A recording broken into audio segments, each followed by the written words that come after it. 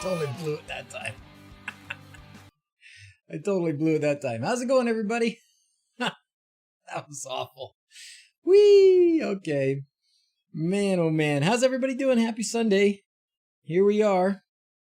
Let's see. I hadn't opened the chat. That was what I was doing. And then I thought, oh, it's that moment. It's that moment that I have to switch to be cool. And I didn't do it in time. All right. What is up? How's it going? Too funny, huh? All right. 4 tracks is first. Man, there should be some kind of a surprise, a prize for that. All right. Ole, Felipe, Quindor's here. Nerd TV, love it. Tony, how's it going from the UK? Danny, Rasmus, more 4 tracks. Nigel's here. How's it going? All right. Lord Sparhawk just subscribed, and that's a Twitch subscription, so we're going to do this one because it's my favorite. If you want a different one, you let me know, and I'll play a different one. I'm always cool. Oh gosh, Mark. You messed up my plan to go outside and paint the house. I saved you from your plan to go outside and paint the house, Phil. You're welcome. Peter almost missed us. Oh no. Well, we're on a little bit early. All right, Dr. Dead Guy subscribed to for 6 months. Hot dog. Unicorns are planes, so unicorns are planes. We just did planes, so now we're going to do unicorns. But if you want. And Raspy too. All right, so this is the resubscription time. We're going to have that hype train going here in a minute, I'm sure of it. Oh, Jonas here. How's it going? Nicolas, Hector, Wera from the Netherlands. How's it going? Panda Boy. We're going to do this one too, because we're going to just do them all. It's a celebration. Celebrate good times. Ranger, thank you for liking the videos. I just noticed a very interesting trend this morning as I was looking at just opening up YouTube to put the chat out and stuff. I noticed a very interesting trend. And that very interesting trend is that the most popular video that I have out right now on YouTube is the Beginner's Guide to Holiday LEDs from last October. There were something like 16,000 people watching it like right now. Or in the last, whatever it is, so many hours. So that seems to me like a good reason to keep on that topic. It is about that season, right? Exactly, Roman. It's that time of year. All right, Chris finally made it. Thank goodness. Thanks for being here. Tech Turtle's here. He knows all about holiday LEDs. So yeah, it is that time of year, right? People are putting up lights, and a lot of people do Halloween. They do lights for Halloween and shows for Halloweens. Might as well. If you got all the stuff out there anyways.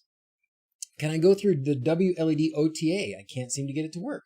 Decon 1. Yes, I can. So there's my point. My thinking is, if we have some people who are going to be here and watching the stream who have questions about LED stuff, about wiring or powering or controlling or whatever, let's talk about it. Let's try and get it. Get you helped out, get you going. And I think I do have some other videos planned, and some are filmed and some are in different stages of editing, but it's certainly going to be LED season for a while. I don't want to completely neglect Home Assistant or anything else, but yeah, it's definitely going to be LED season for a little while. So let's do the OTA thing. So what you're saying is you've got a wLED board. Let's find one of mine, like this one. I think. Yes, this is one of them. And if you go to the configuration, you go to security and updates, you can see this one is version 10.0. All right. I guess there's enable Arduino OTA. Yes, that's what you want. So you need this checked on. Hopefully you didn't set it up with a password. So make sure you don't have a password up here. I just don't. Maybe it's easier if you do. Sir Goodenough's here. Mr. Sir Goodenough is like the master helper man in Discord. That dude is helping everybody in Discord. Thank you, buddy. Appreciate it. That's right, 4 tracks. Gotta sell that perma track. Anyways, so if you put a passphrase in here, then you'll need that, I guess, for updating. But generally, I don't put one. I just have this checked. And then you just go to this manual update.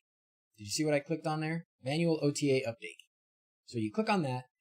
And then if you need to download the latest binary, oh, thank you, Mark. If you need to download the latest binary, you can do it here. This will just take you to the wLED releases page, and you can download the latest one, which is 10.2 now. I've already got it downloaded. I know I do. So I'm just going to choose it. So I'm going to go to File, Choose File. And oops, Flash Easy is the folder where I keep all this stuff. And here it is. Make sure you get the right one for your chip. If you have an ESP32 or an ESP8266. If you don't know which one you have, the ESP32 has a ton of pins. Can you see all those pins? Maybe kinda? Yeah, you can. You can see how many pins those are. Those are a ton of pins, right? And the 8266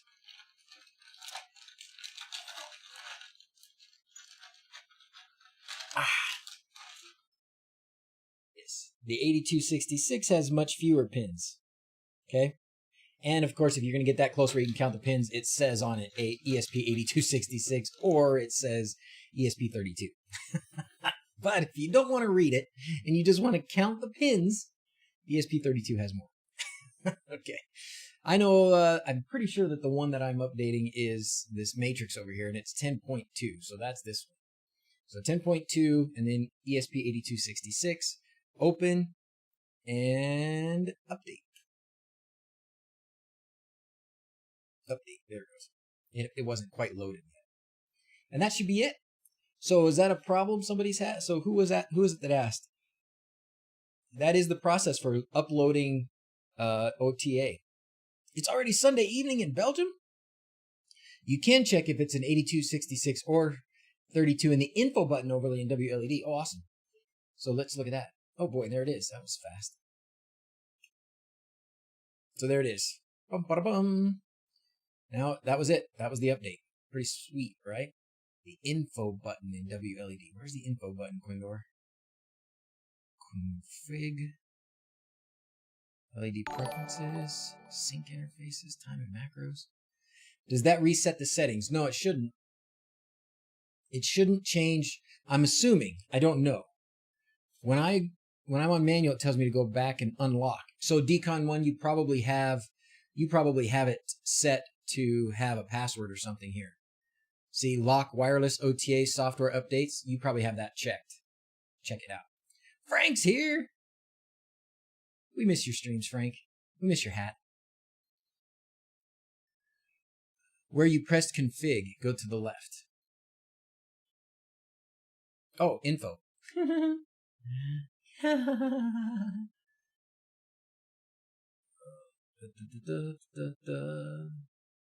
Is this where it tells me, or is that just because that's what I chose? Uptime, free heap, estimated current, refresh, close info, LED wiki. Does that give you what you need? Question about the power consumption. When I set it to a higher number in the ESP8266 becomes unstable. Does anybody else have this issue? So, Stephen, it's probably because of the power supply. How are you powering it, Stephen? It's very easy to get like a brownout condition on some of these controllers, meaning like they're just not quite getting as much power as they need. They don't need very much, but if you're trying to power everything through the same power supply and your LEDs are sucking a lot of power, then you could be in a situation where your controller is not getting enough current. New gear and all. Ooh, nice. Almost ready for streaming again. Yes. We'll be glad to have you back, Frank. We will be so glad to have you back. I'm super excited about Home Assistant 115. Well, I think we'll talk about that too today, because there's some really cool stuff. Very cool stuff. The media player thing was awesome. The media player tab, or whatever it is, whatever you want to call it. 4 tracks, undervolting the controller. That's right. You got to make sure that that controller is getting what it needs. Are you getting any more Dig Uno boards in stock? Yes, pretty soon. Quindor's going to get them here as soon as they can. For those doing outside lights, came across JDtion for project boxes. Check it out. Ooh, let's check it out because I need some good project boxes. Let's check it out. We'll leave that matrix open because we'll play around with that.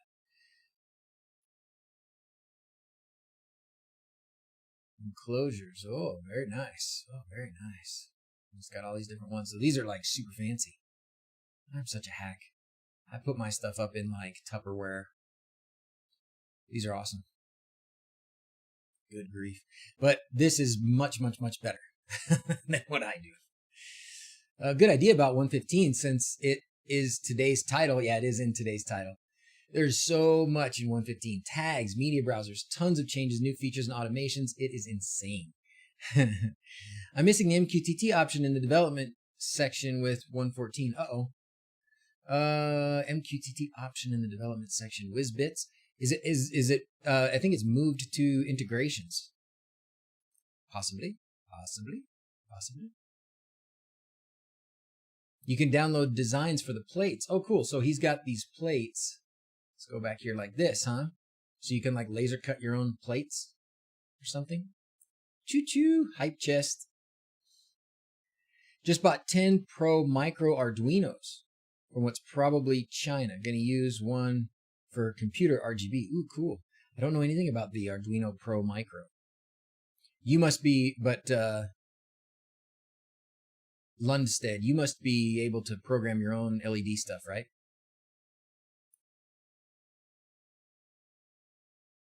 Or order from him. The biggest thing in 115, personally, I think, is the month of what the heck. A lot of annoyances and suggestions from people are in 115. Yeah, I saw that. I thought that was really awesome. What did you have? What do you call it? A newsletter? You have these posts every once in a while, like this, recent blog posts. And this is the month of what the heck. I thought this was a really fun idea too. So basically, for you guys that haven't read through this, when you got 10 minutes, go back and go read through it. But basically, it's the month of what the heck is like taking a whole bunch of things. They basically put out there a, what would you say, like a prompt to everybody to say, basically, tell us what you get frustrated about in Home Assistant. What is it that you do when you're using Home Assistant that you go, why is it like this? And they took a bunch of those suggestions and they found solutions for a bunch of them. Is that accurate, Frank? The community came in. Did they? And probably you guys did some of it, but community people did a lot of the changes as well. A challenge for improvement.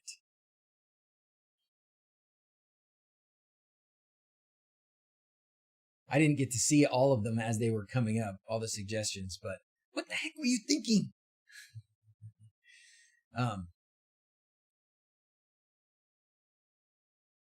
So here was the instructions on how to do it. And then you had a place where you wanted everybody to put them, right? So, and a lot of the changes for 115 came from there. Keeps wanting confirmation every week. Why? Ian, she does want a lot of confirmations, and it does happen from time to time. I wish I could tell you why. It just happened to me again this week. For me, it probably this time at least had to do with an update difference between the version of Home Assistant I was running and the version of the integration, the Amazon Echo integration for the media player. But yes, it happens a lot. So I hate to say that it's not going to get fixed ever, but it's unlikely at this point to get fixed ever.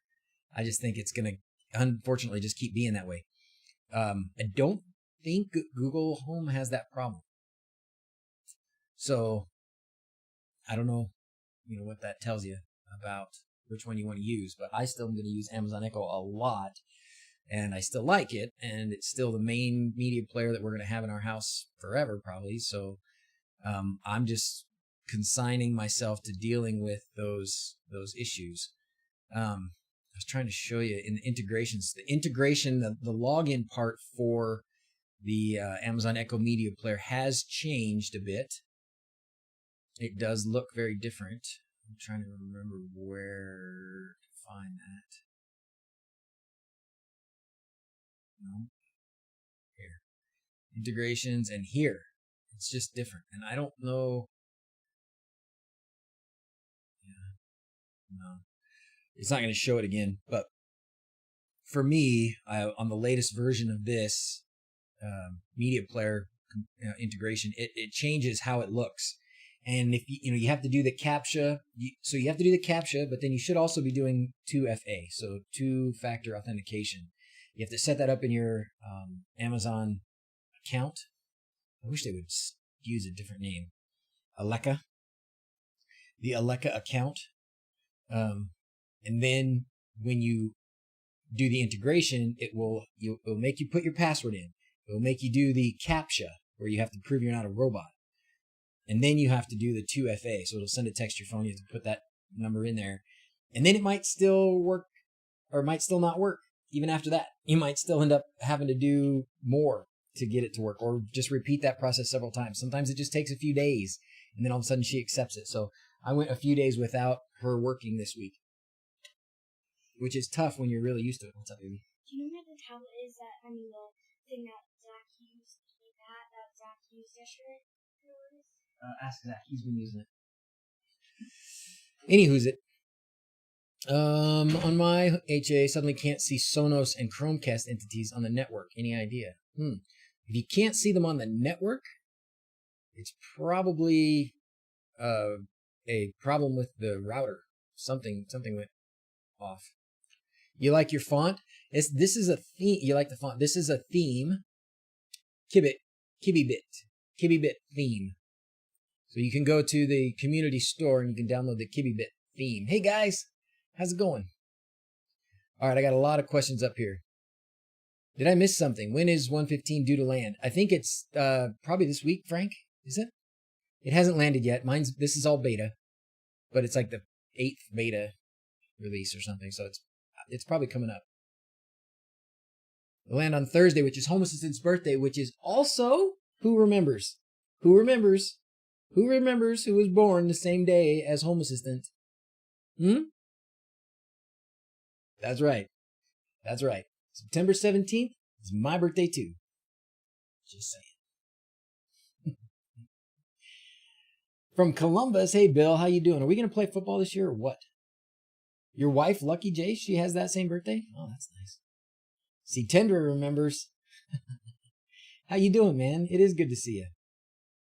The only thing that frustrates me at the moment is the log pages and the fact that I need to scroll down to refresh it. Would rather see it as new greater than old and a refresh button at the top. Well, there you go. Good point for viewing. Let's check this out. The month of what the heck. So go in here and put that in. Overwatch. Go in here and put that in. They've got some instructions, and that was I did when I was reading through it. Some of the stuff that I saw too was like the process for how you make suggestions, because a lot of us aren't like we're not programmers. We don't know like how to use GitHub. It's not always intuitive if you haven't seen it or played with it before. And so putting in a suggestion, we often will do it in the wrong way. So they address that as well, among a whole bunch of other things. So Seamus is here. Howdy, dudes. How's it going? Not sure we're going to see football, but Coach Day is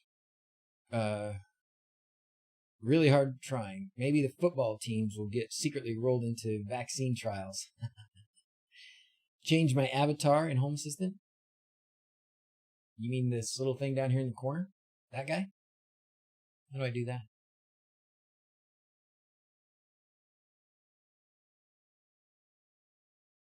I see TS100. Yes, I really love that little thing. Works like a charm. Here's mine. I'm actually doing a whole video about this because I just was working with it and I just decided to hit record a few times. So I'm going to put out a whole video for this. This will probably actually be the next video that I put out, just because I'm waiting on a few other things. So you can upload a picture now. Really? ¿Dónde?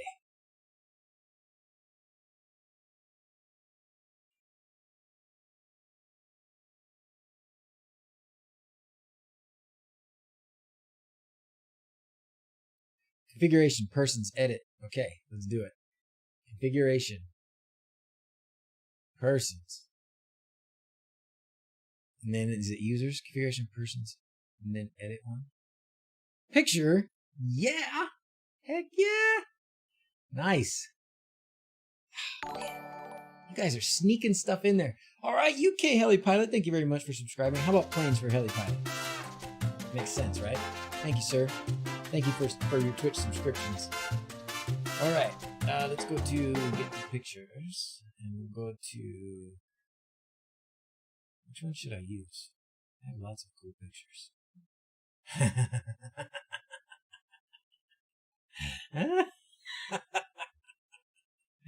Okay, that's the one. Yeah, that's it. That's it. That's the one. Yes. Let's make it a little bigger. Wow, man, this is nice. This is awesome. Okay. And update. There I am. Oh, that's awesome. Wow. Look at that. Now I'm down here. I'm so cute. Jeez, thanks, guys. I didn't know that was there. Oh, it works. Laptop 19 volts. Okay, wait, see. Does anybody know how to install home gear add-on? I don't. Sorry. Sorry. Did you flash the new custom firmware from Rollin? You asking me? Oh, yes, I sure did, Phil. Yes, I sure did. I sure did. Let me show you the coolest part about this. I mean, this thing's really cool, right? Okay, so the TS100 is plenty cool as far as soldering irons, okay? But, and the firmware update that you can use on it, you get this Rollin firmware, and that's going to be in the video too. There's plenty of videos out there. It's not really very hard as far as update firmware goes, but here's what I did with mine. Check it out. Mira. Can you see it? Oh, it doesn't. It's not focused. Focus, man. Focus. There we go. Focus? Yeah. Focus. Yeah. Check it out. Did you see that? It's custom logo on your soldering iron. How cool is that? I'll tell you how cool it is. It's super stinking cool. Okay, check out another cool thing. Click on your profile, hit edit on change the order, and hide items from the sidebar. Oh boy. Okay, let's try that again. Your profile. Okay, so let's go back in here. Down here? Or you mean probably in here again. Persons. Me. No, that's not what you mean. Click on your profile, hit edit on change order and hide items. Let's go down here. Hit delete. Oh, here it is. Change the order and hide items from the sidebar. What? What? Oh, man. Oh, man. Well, that's awesome. So I'm going to get rid of a couple things here because I don't use this and I don't use that. Actually, I don't use the map either. I'll move it down, though. I don't want to get rid of it. Oh, man. So I can take all the stuff that I use most often and put it right where I want it. Oh, my gosh. This is fantastic. This is fantastic, especially because I'm constantly using, like, the supervisor tab. Oop, can't use that. Oh, I can't move all of them. Okay, you can't move these. Is that right? Oh, yeah. Okay. Well, that's all right. Community I use. That is awesome. Dude, when did that become a thing? Talent mode, red community. Oh, that's fantastic. I probably should get rid of a couple more of these things, but I'll play with it. That is neat. That is neat. I don't actually use this. Remember that. I do use ESP Home. I don't really use. I'm gonna put these down here at the bottom. I don't really use logbook or history. I don't really use map either. This media browser, we're going to talk about the media browser. Let's just do that. Yeah, that's probably a good order. So this media browser, results of what the heck month. Dude, that's awesome. Hit the plus sign. It will add them. Oh, it will add them to the ones that I can adjust? Oh, no, I can't. It'll X them. All I have is X's for those. I'm assuming these three have to stay at the bottom. Did I get my soldering iron from Ali? I got mine from Banggood.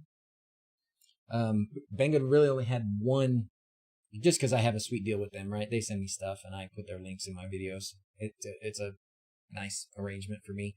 But yeah, get it wherever you want. But in the video, there will only be a link from Banggood. Banggood has a kit that's got like a ton of tips with it. And it's like $100 something. So they're not cheap. Bought the light controller. Get excited to set it up, Deegan. You're going to love it. Love the TS100 for field drone repair. Yeah, I just love it for, I mean, it's great field drone, right? Because you can connect it to a battery and do your soldering and stuff. Super light, super small. But I just use it plugged into a 12-volt power supply here on my desk. It's amazing how fast it starts up. And then when you put that new fancy firmware on there, it's got like a gyro sensor in it. When you set it down, you set a certain amount of time, but you set it down and it goes into cool off mode. And after it, it cools off to as much as you want, and then you pick it back up again and it goes, oh, it realizes, oh, I've been picked up, and it heats up again. It's awesome. Kit is $126. That's like 1,000 Canadian. Yeah, I only had a cheap one. I didn't have a Wheeler. I just had a cheap one. William says, I'm using ESP Home from the ESP Home repo. Can I safely remove it and install the community add-on with no data loss? Versions are the same. William, I believe so. I'm not 100% on that. I believe so because I would expect that your files would stay put. If you are concerned, you can always just copy the ESP Home folder. Just move the ESP Home folder. Here's the ESP Home folder. And this should have a bunch of files that has all of your ESP Home devices. So just back this up somewhere, back up this ESP Home folder somewhere, and then do the update. And then that way, if it does delete everything, you can put it all back pretty easily, right? There you go. Frank says you can just switch.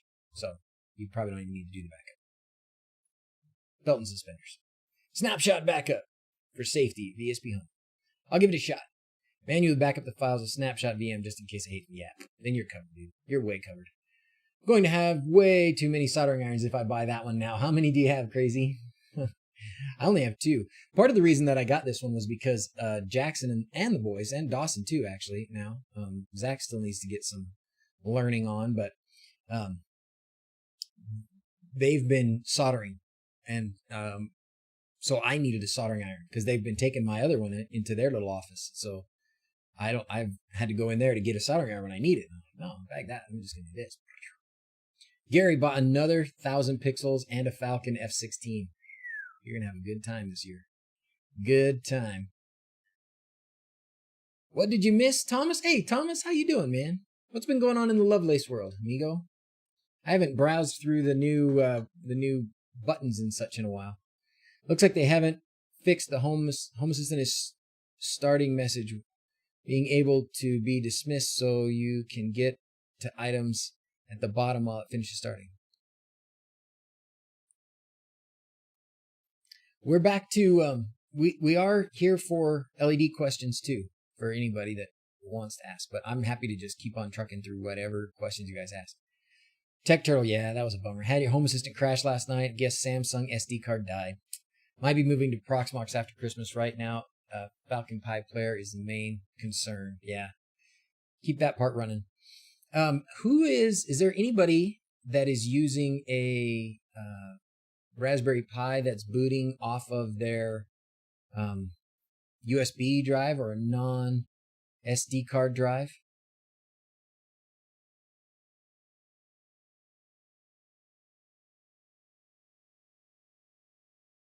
Val Cobb, how's it going? Thanks for the videos. You're welcome. Set up over WS2812B. 750s in my room. Oh boy. That's going to be bright. Ah. I am, but for OpenHab. Sam's here for OpenHab. 2 redundant systems. Oh, you are for OpenHab. Oh, I got you. Still using Raspberry Pi 1B Plus, so no USB boot for you. Wow.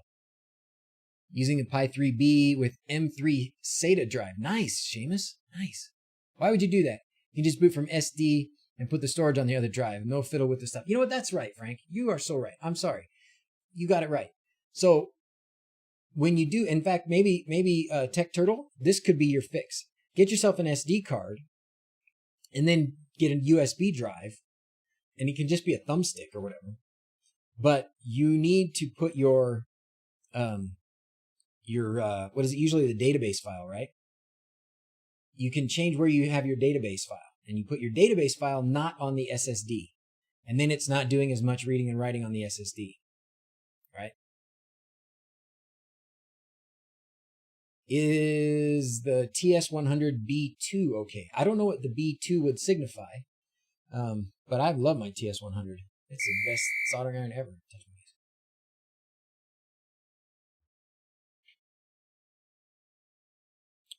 Contact number. Amir. Contact number. What kind of gateway are you using for Zigbee? I have two different gateways I'm using for Zigbee. I'm using that Sonoff $4 one, and what is it called? Zigbee Home Automation, the ZHA. And then I'm also using the Conbee and Decons. So I actually have them both running. My kids bought me a Pi 4 for transferring my Home Assistant to, but not certain which is the best way to avoid SD crashes. These guys are having a good discussion about it, Tony, Frank, and Phil. So follow what they're talking about. I don't honestly know the best way, but I generally trust Frank in pretty much everything. So Pi 4 can now boot fully from USB, so you can just install the whole thing on SSD HDD now. Really, Sam? But that you're talking about, you're using OpenHAB. We're talking about using Home Assistant OS. Have I made a video on my home setup that you use to do these YouTube video live chats? I have not, but I can give you the basic rundown. It's a PC. I'm running Streamlabs OBS. I have a Blue Yeti microphone. I have two Logitech 920 cameras. One here and then the one here that points at the desk. And I have a Stream Deck, for what that's worth, to do these kinds of fun things. That's really it. Blue Yeti microphone, OBS, PC with some horsepower. That's it. Away you go. It does take a while to get it all fine-tuned, but after yours and Frank's video, I've moved from Zigbee to MQTT to ZHA. What do you think, Timbo? You liking ZHA? I love ZHA. It's so clean. It's so integrated into Home Assistant. I love it. Currently testing Z to MQTT versus ZHA. Right now, my production server is Decons. Seems a bit flaky, yeah. Put my Pi 4 onto SSD, and now you need to use the 64-bit Home Assistant, or it won't work. Oh, really? Got myself a Sony A5100 with a nice lens and Elgato Cam Link 4K. Wow. Going with a different image while I stream. Nice. My stream is low quality. I know the content is high quality. Yeah. But when I watch my replay stuff versus a lot of other people who have fancier camera systems and all that stuff, mine's definitely lower quality. I'll probably make improvements here and there, but I have so many other things I want to work on right now that this gets the job done, so I don't plan on making any major changes for a bit. The most major change I've made is I got a pop filter. Ordered a Zigbee stick on IT, but can't get it to work with ZHA. What? Why not, Thisky? It should totally work with ZHA. That's what I'm doing. So are you using a Pi? Are you using a virtual machine? If you're using a virtual machine, then there may be some trick about, how you get it to recognize that thing. I have some Aquara sensors like the temp sensor that will not connect. Do the black to ZHA. That may be true. The best thing to do, and somebody was asking me about, can you use this Zigbee device with this other thing? And I said, this is where you go. Zigbee.blackadder.com. Blackadder is spelled BLAKADDER. And he has a really good, I'm sure that this is probably more than just Blackadder doing this. Hopefully he hasn't had to do all this by himself. But anyways, this gives you a compatibility chart. It's really easy to read. If you find your device on here, you can look at what it's compatible with over here. See, a lot of these, at least, this is, these are recently added. They're all Zigbee to MQTT compatible, like every single one of them. So Zigbee to MQTT is pretty good. Decons is also pretty good. And then third place here maybe would be ZHA and Tasmota are pretty close. as far as those. But then, okay, what do you want to look at? You want to look at plugs?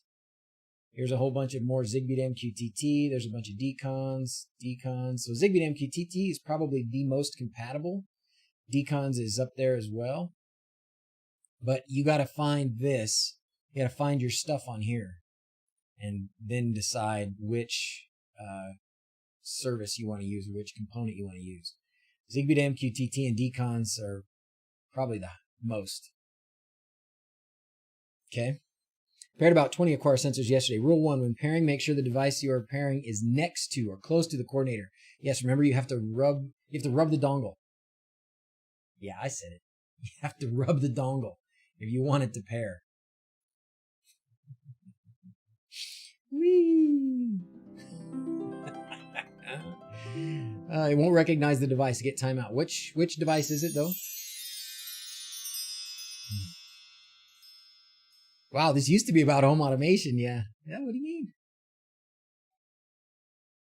You do what you like with your dongle. Don't let me be the judge. Oh, rub the dongle.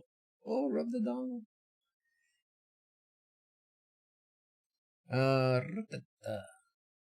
I have not tried Tasmota for Zigbee stuff, but it's a thing, and I'm assuming that this is, well, and maybe not. I would assume that this is Tasmota on the Zigbee bridge, but I'm not 100%. I should maybe say that because I don't know. Thisky used Nook with Proxmox, and Raspberry. Oh, you tried them both and it wouldn't work. Well, maybe it's the sensor. Goodbye, if this, then that. Find you also have to activate the device to help pair it. We're talking about Zigbee. Let's give Paul a little screen love. Oh, the Zigbee! Oh, the Zigbee! Oh, the Zigbee! Oh, the Zigbee! Oh, the Zigbee! Oh, the Zigbee! But it works with Zigbee to MQTT. Well, then you probably just have, it's just a compatibility issue with that particular sensor, I would assume. All right, if this then that drama. I just bag if this then that. I don't need them. Now there's a subscription, right? You can only have a few applets or you have to pay them.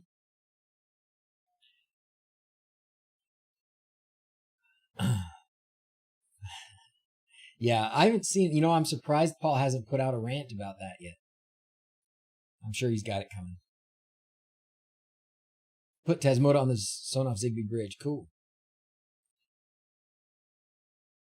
Oh, whoa. Too fast. Could I show my Xbox integrations? I don't actually have any Xbox integrations anymore, Arthur. I have a little symbol there for Xbox. That is actually just a camera that is pointing at the... I don't know why it's not coming up. Oh, I know why it's not coming up. Because I turned off all my Blue Iris cameras right now while I'm streaming so that it's not destroying my computer's ability to do whatever. If this, no money.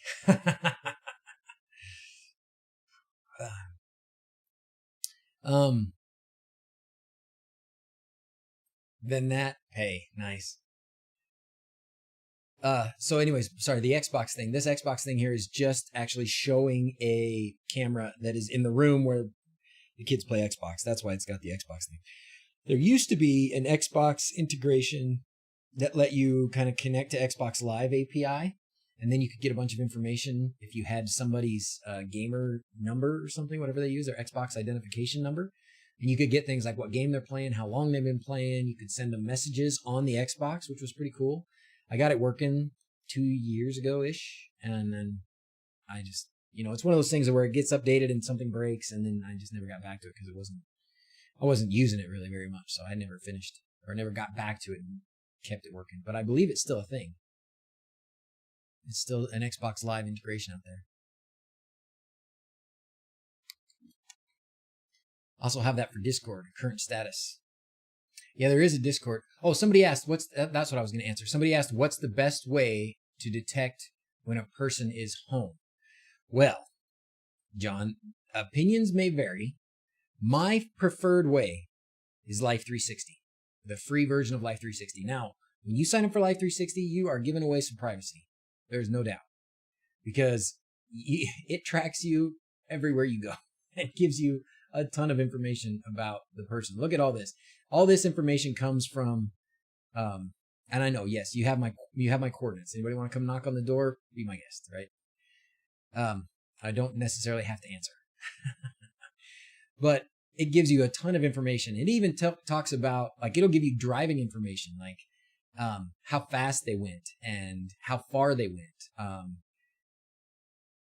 There's a pay level that will give you information about whether or not they crashed or something like that. But basically, I use it as it's just a really nice low baloney way to know where somebody is. And then we've got this little thing like the Weasleys in Harry Potter that shows us where everybody is, right? So we're all at home. Jackson is visiting some friends in a town some distance away. We actually even included, just recently, Janice put her mom on there. Her mom's in her 80s. She lives close by, but she wanted to, make sure she knew if she was leaving the house and stuff so she could worry, I guess. So we have grandma in here as well. So that's one way. That's what I do. I think if you just wanted to do like, when is somebody home and you don't care where else they are, the nice part about this is I also know if Mrs. Z's goes to the store. I also know when the kids are at school or not at school, if because it'll say the name of their school when they're there, and if they're supposed to be there and they're not, I would know that. My kids would do that.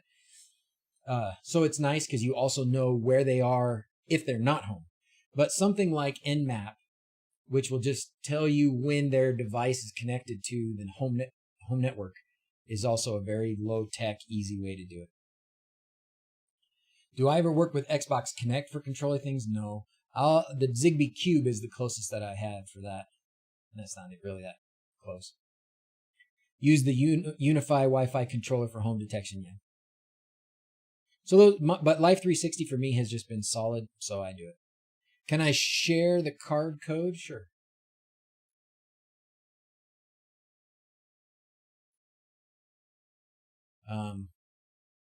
Show the code editor. But this is it. It's a glance card, and I've got 3 columns just so it would show their names. And then it just is a list of the entities, and it's the device tracker entities from Life 360. That's it. Nothing fancy. Nothing fancy. And then on my map, if you go here to the map, on the map,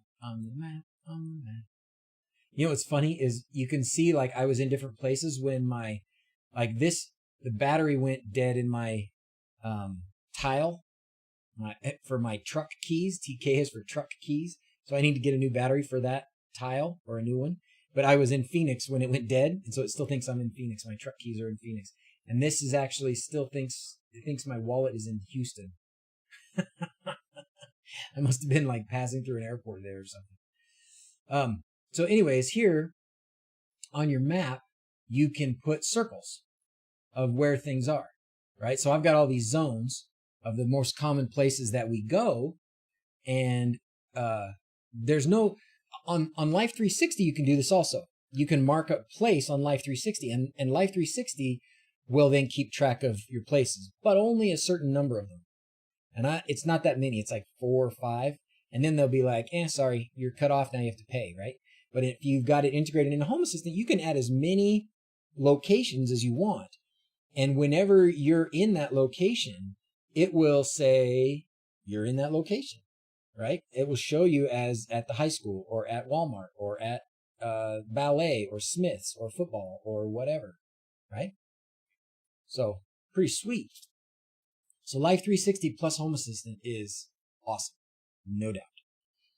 Max of 2, is that right? Is it only 2? I knew I tried to put one on last night. I tried to add one. We were over at some friend's house, and I thought, I'll put his location on here, thinking that I could just put as many as I want. No, I couldn't put just as many as I want. So look for the big cast in the backyard.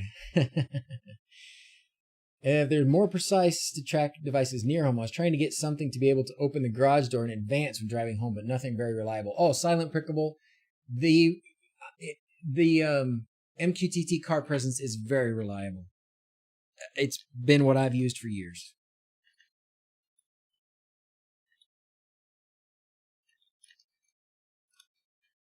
MQTT car presence. It's very reliable. Oh, look at that. I even have a video. Here it is. It's very reliable. It doesn't use GPS. It's basically kind of works like Nmap, where when you put a D1 Mini in your car, and when that device connects to your network, it turns on an automation, and the automation opens your garage door. So it's really nice because when you get in your car and you turn it on and you're in the garage, it'll open the garage door so you can leave. Once you've driven far enough away, it will detect that your device has disconnected from your network, and it will close the garage door. I love it. Love it. What hardware coordinator am I using? Timbo says. For what do you mean? Tao, you did the spinning AC icon again? Sure. I actually have it in a gist. And my config is posted. My config is posted on... Oh, that's the AC flow. RF sensors.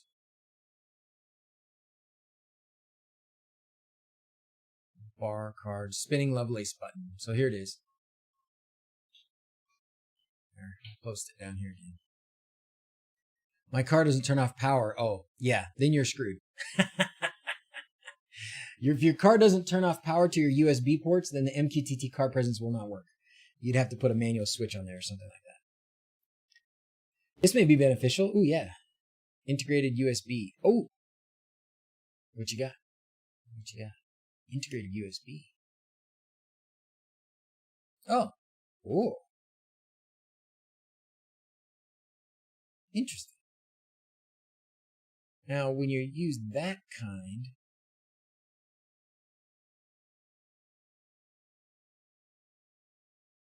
So, interesting. As a car presence sensor. That's true. That would work great, actually.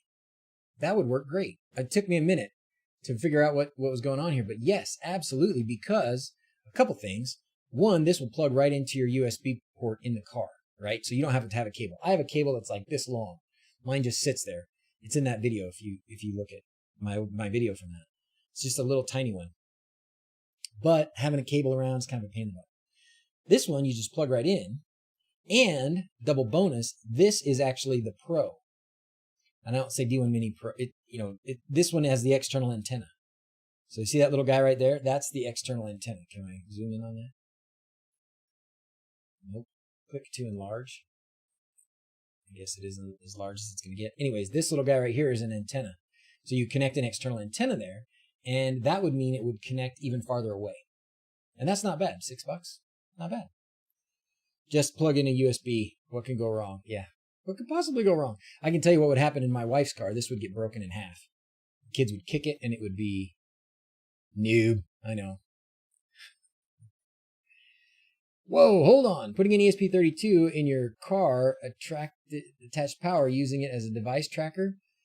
Detect when you get home and leave. Holy, I've never thought of that. Really, Nicholas? Oh, man, you missed out. That's one of my favorite things to do ever. Blade is here. Fantastic. Hi, bye, Super Florian. Bye. How you doing, Blade? Good to see you, man. Serial port USB. It can't do much. All it has to do is power this little guy right here. That's all it's got to do. If that's what you mean. It doesn't even need to have the serial communication. You don't even need it. All you need is power to this thing. Ooh, Roberto, thank you. How to connect a 4-pin LEDs to Node MCU to control it with wLED at home and how to fix problems with ESP Home with VLAN on Unify. Thanks. Okay, I can tackle the first one. ESP Home with VLAN on Unify. I don't know if I can tackle that one, but I think it would have to do with static IP addresses. Would maybe be your fix. But let's look at that connecting 4-pin to Node MCU to control it. I don't know how that works exactly. I don't know exactly how that works. Do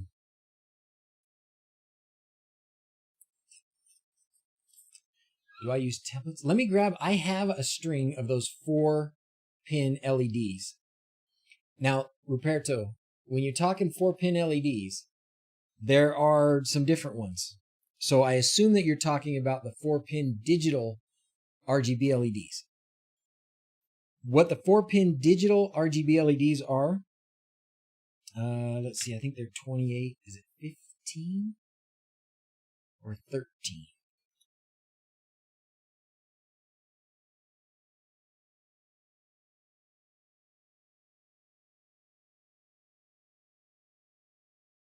Yeah, 13. Yeah, these have the 4 pins. So what these have is a backup data line. And the point of having the backup data line is if one of your pixels goes bad, believe it or not, these still work like the old Christmas lights, where if one of them goes bad, then the ones downstream potentially aren't going to work. Not always, but potentially aren't going to work. So having the backup data line means that if one LED goes bad, the data just keeps on trucking. Just skips that LED and it keeps on moving and you don't have to worry about it, other than you'll have a little dead pixel. So that's the point of those. But what do you do with them? Do you need a special controller? I believe, and you guys can tell me if I'm wrong, but I believe that you just connect the two data wires at the beginning. But I have some here, so we can check that if you want. Recommend me cheaper LEDs for holiday lights. Dude, go to that beginner video. That's as cheap as you're going to get. It's as cheap as you're going to get. I mean, I don't think you can expect to buy RGB LEDs, mount them on your house for less than $2 a foot, maybe $1.50. Okay? That's cheap. That's cheap. If you hire one of these companies that are advertising on Facebook or whatever, that will come to your house and do it all for you, they will charge you over $20 a foot. Let me see. Let me grab these WS13s. Oh, I think I have them right here, actually. Do I or not? I don't remember. They may be in my closet. Ooh, these stink. Man, that cannot be healthy. Oh. Let me grab them.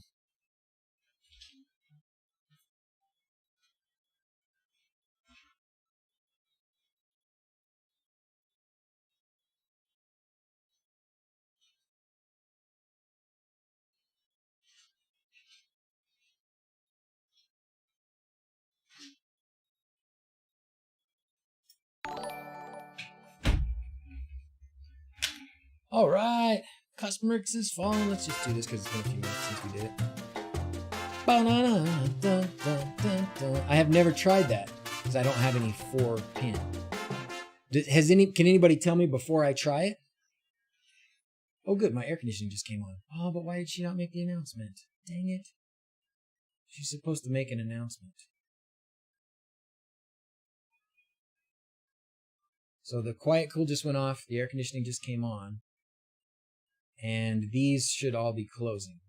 So when we check back, those should all be closed in a minute. Yep, that one's closed. Excellent. That one's closed. Excellent. And that one will be last. Isn't that sweet? How flippin' cool is that? So you can see it's warm. It's warm outside, right? It's 1 o'clock. Is it 1 o'clock? Wow. It's 1 o'clock. So it's hot outside. We've had our little quiet cool fan, which is the fan that just circulates cold air from outside inside, but the air outside isn't so cold anymore. So it's time to turn on the air conditioning. This all happened because of my Node Red flow. And then it closes the windows. I have motors on these 3 windows. This one I don't have a motor on because it's right here. And I didn't have it open. Anyways, pretty sweet, right? But that's a sidetrack.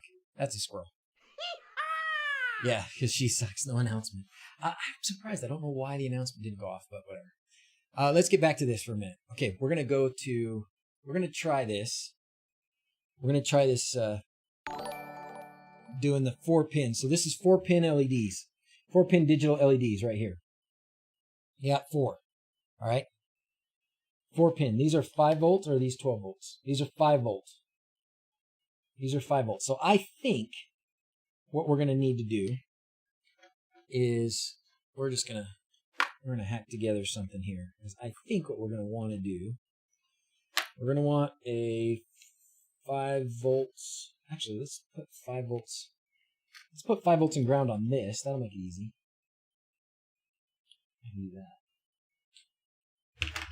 So we're going to put 5 volts and ground on the far end. And that shows a point also. I think people who don't play with electricity very much and are getting into LEDs, when you're talking about, where you put power in, you don't have to put power at the beginning. You put power anywhere. Put power at the beginning, you put it at the end, you put it at the middle, it doesn't matter. Okay?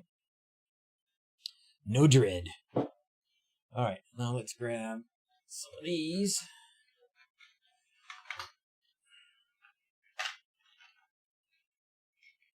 Okay, we're going to have, this is my ground from my bench power supply.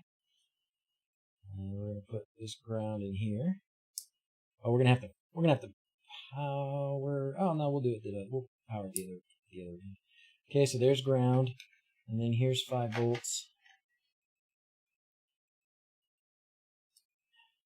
Okay. 5 volts there.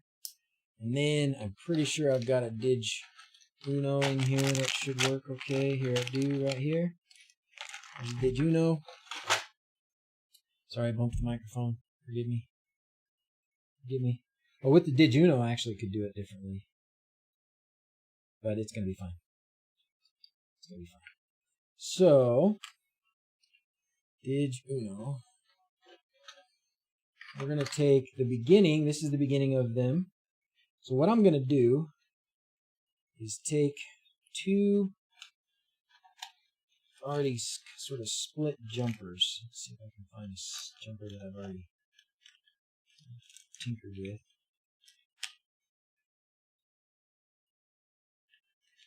So many jumper wires. There's one.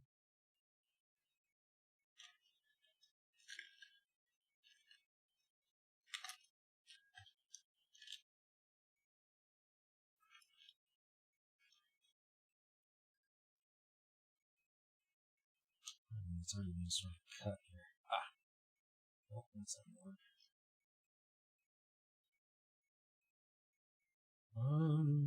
Because I'm going to have to splice them. That's what I'm going to do. Gosh, come on. There we go. Oops, sorry, I bumped the microphone again. Dang it. Okay.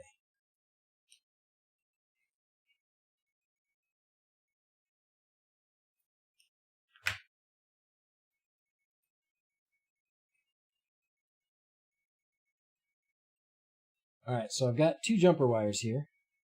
2 male jumper wires. Just going to twist those together.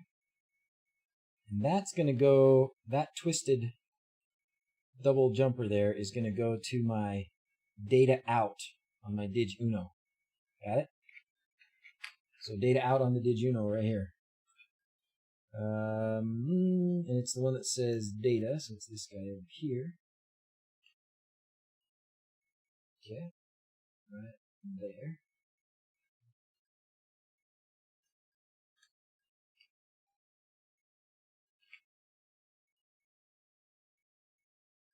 Okay.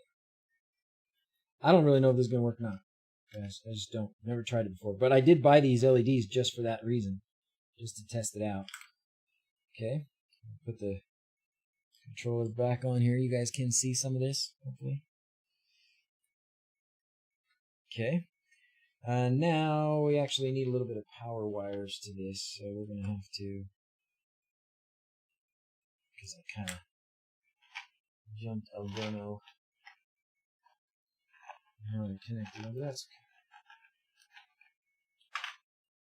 okay. Alright, so here we've got just an extra little piece of wire for power. Ground is this one. So we're going to go ground here. 5 volts there. Okay. And then we got to make sure that our jumper is switched to 5 volts.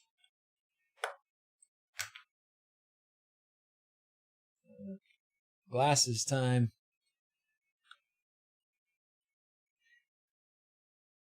There we go. Okay, get this jumper off here. This has been set to work with 12 volt lights, and these are 5 volt lights. Okay? So that's that.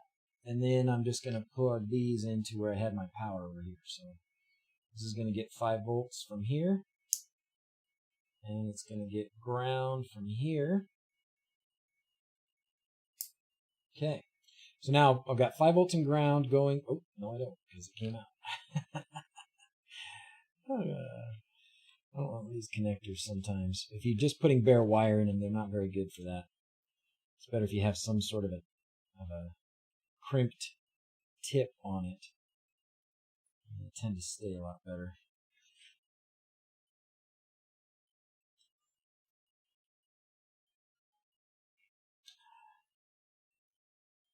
Okay, so we got 5 volts in ground there. We got 5 volts in ground going to the LEDs.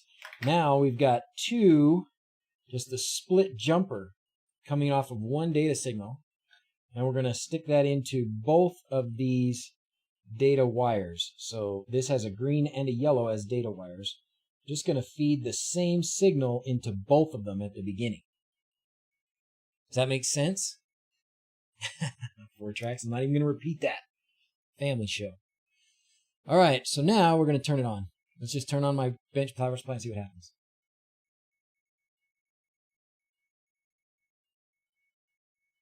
Nothing. Nothing happened. That's too bad. Turn it off. But this didn't even power up. So, doggone thing. Look at that. That's why. Because this came out.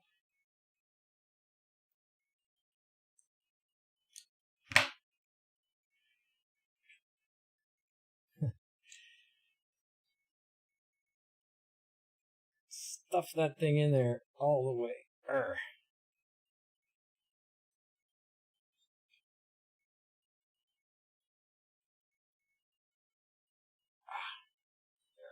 Take that. All right, let's try it again.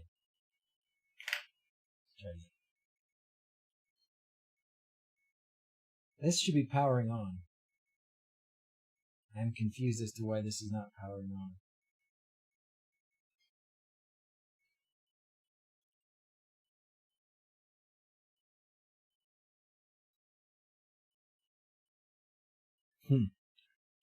Well, the problem is this isn't powering on. I don't know why.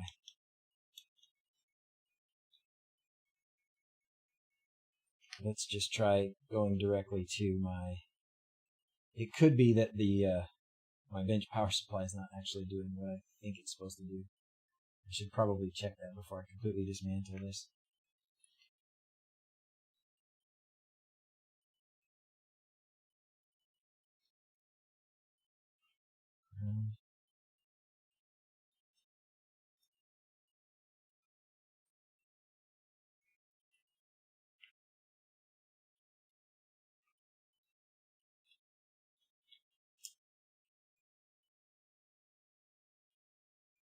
That's too much.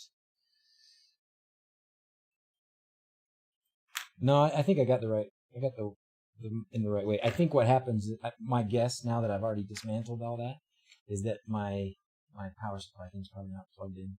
I hear the relay clicking, but I'm not sure I'm actually getting voltage. I should have just checked that before I undid it. But whatever, we're gonna do it this way now. It'll be fine. It'll be fine, they said.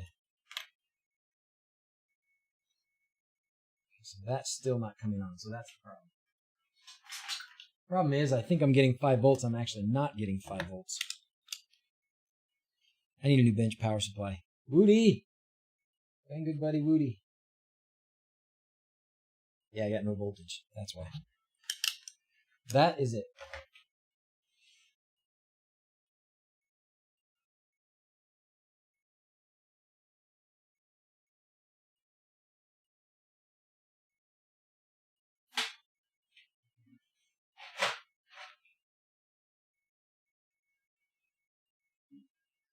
Change of plans.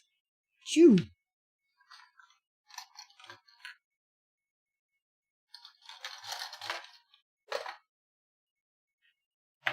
Mm-hmm. Uh-huh, uh-huh. One of those, one of those. One of those.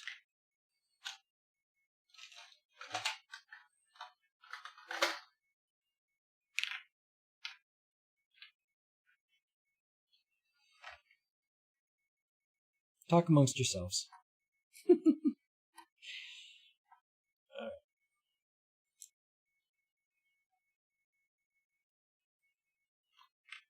Let's try this again.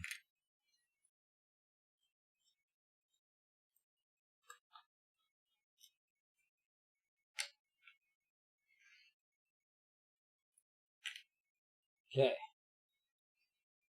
Do it this way now. We're going to put 5 volts in this side. Oh, killing me. Should have taken like 30 seconds.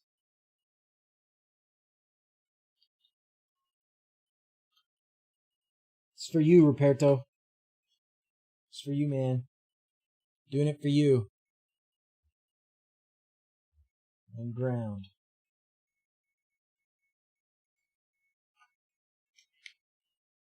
And then, over here, we're going to go plus on this side.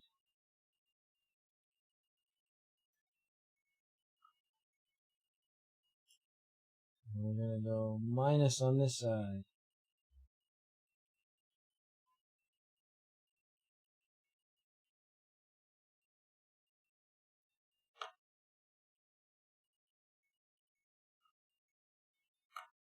Okay.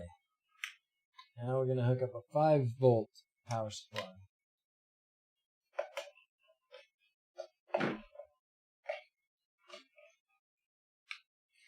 And then out the other end here, actually, though, we're gonna have to do power to these. Hey, thank you very much, Bald Engineer. Thank you very much. We're gonna do some of this for distraction.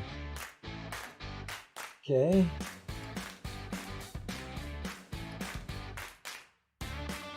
We'll do ground on this end.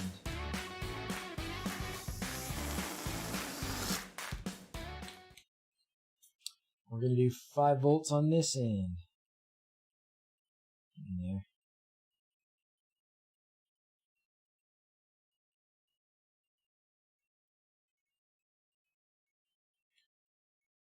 Okay.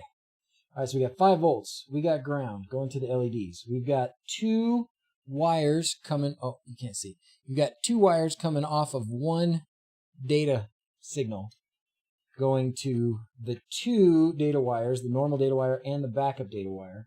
And then we've got plus and minus going into the DrZzs controller. Ooh, that's hanging on by a thread, but it should be alright. Now we're going to actually connect it to 5 volts and see what happens. That ain't right.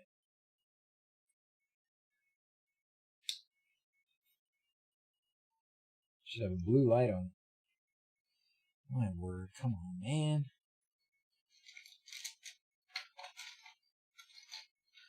Put me on the spot. I don't know what this has on it, but this probably has wLED on it.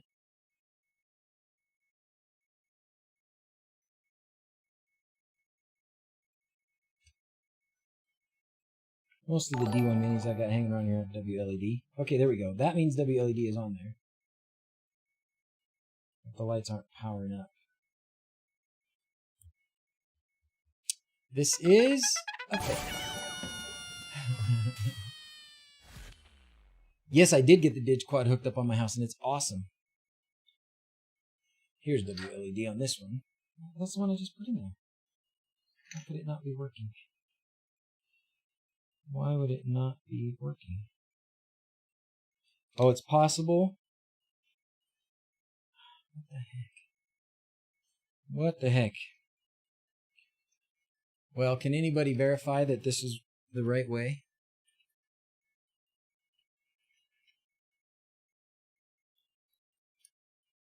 Oh, no, they should be on. So maybe that's not the right way. You have data in clock wire. These should not have a data in a clock wire. They want a node red stream. No, this shouldn't need, these LEDs should not need a data and a clock wire. They should be okay with just a data wire. It's possible that this connection's not good. No. Well, there's my theory. My theory was you could, with these LEDs, just connect your the data wire from here to both of the data wires here. So you have a backup data and a primary data. and they ain't working. So, and just like this, you get it to work. So, if that's the case, then I'm wondering if you don't have to have a special controller that knows that that's a backup signal and does something special with it.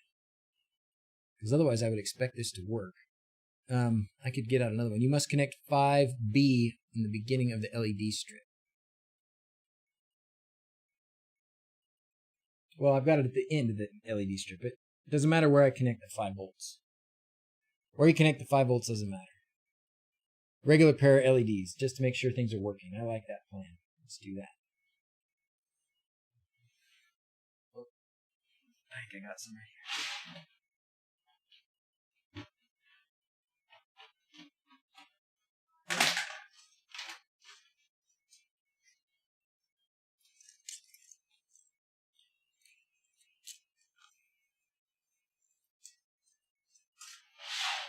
Okay. Whoa, when did those get broken? Bummer. All right.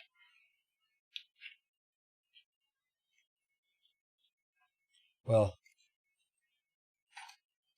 okay.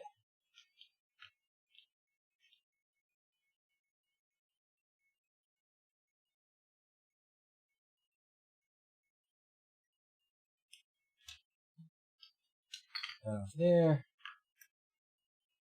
Disconnect that. Disconnect this.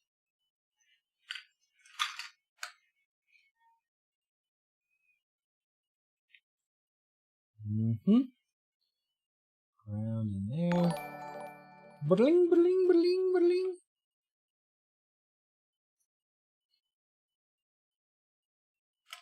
That's like the most generic default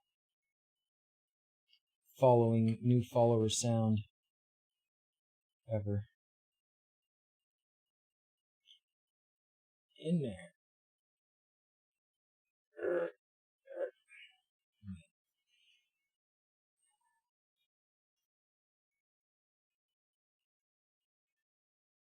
Okay. Bring, bring, bring. All right, we're going to play some subscriber thing in a minute. All right, now this is the data, so this can just go in the middle.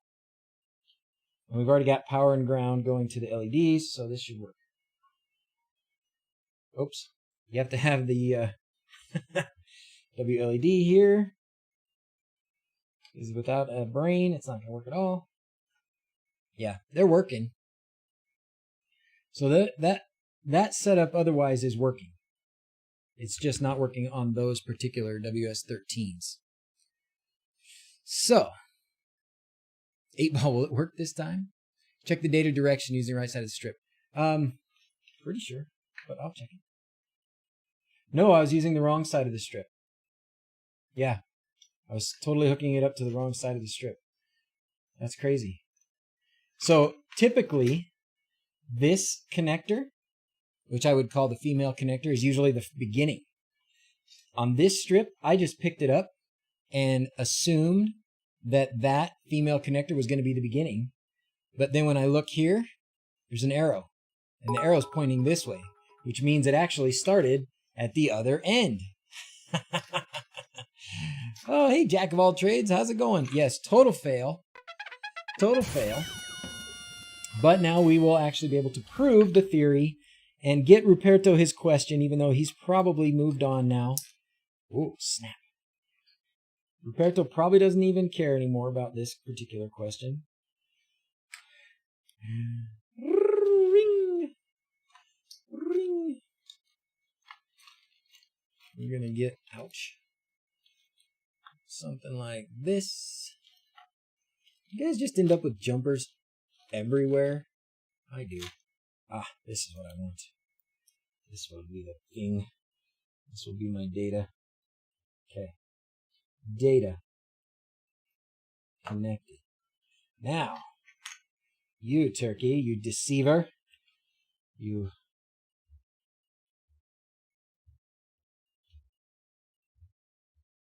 convention buster. Okay, ground. Well, this will be great if this does work. Glad it was a simple problem like that.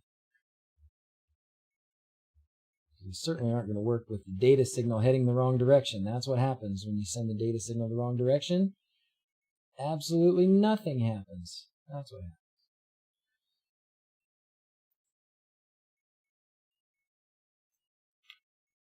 That is tenuous at best, but whatever. It's in. Okay, that part's in. Now we can connect up the same data signal to both of these data input pins. That. So we just split that single data signal to those two data wires here. And sorry about the focus. And then here, oops, almost forgot that again.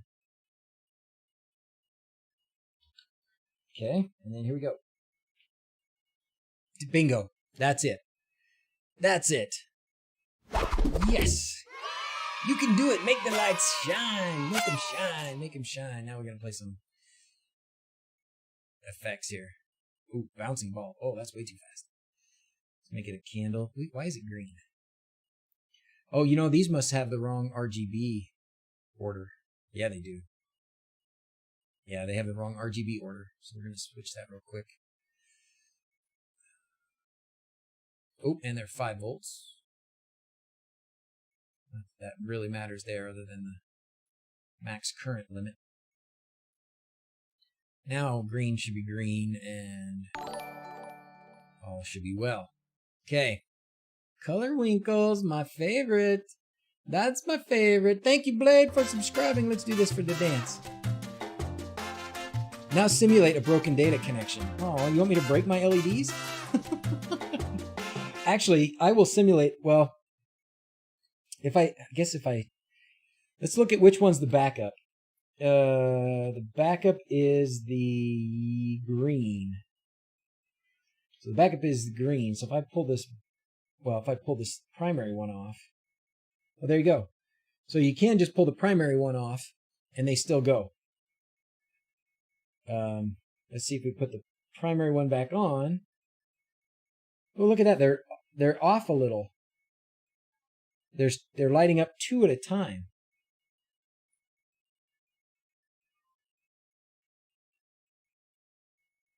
Now they're 1 at a time.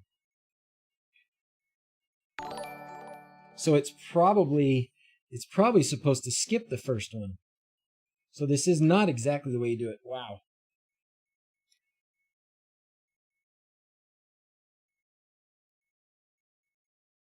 Yeah, it's doing 2 LEDs instead of 1. So this is not how you do it. Because they're off by 1. It's probably because it's got to count the first one. So, and it's my test. It's my test that's flawed. If I were to go in here and cut the data line going beyond this one, well, I guess the reason is, here's the reason. I think I got it. The reason is the backup signal is, the backup signal is going to be off by 1 LED. Is that right? Unplug the backup. Yeah, that's what I thought. But see, then it goes down to 1 LED per number, right? But yeah, it skips 1. Backup skips 1 LED, I think. That's what it is. Understand it. Every data line skips 1 LED. Yeah, that's got to be what it is. Because then it would be sending it on to the next one, right? Accurately. I missed your subscription, Reese. No way. Let's do it. So, I guess ultimately you should probably have a correct controller for those. If you're gonna get these the 13s, the 2813s, whoops. If you're gonna get the 2813s, then you probably should get a 2813 controller as well. Because if you do it like I'm doing it, it's not exactly right. It's not the end of the world, but it's not exactly right. 350 people watching the stream. Thanks for being here, everybody. Thanks for being here. I hope it's worth your time.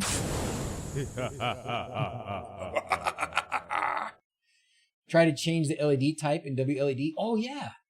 Ooh, good call. Let's do that. LED preferences. Oh, does it skip first LED? Yeah, no. I didn't do it. You know what? This doesn't let you say that they're WS2811s or 12s or anything, I don't think, right?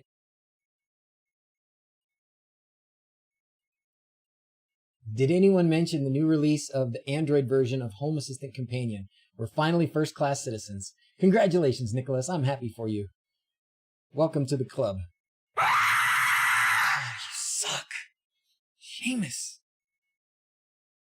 Every time. Every time.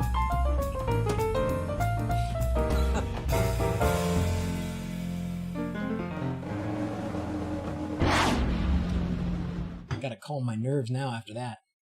What in tarnation?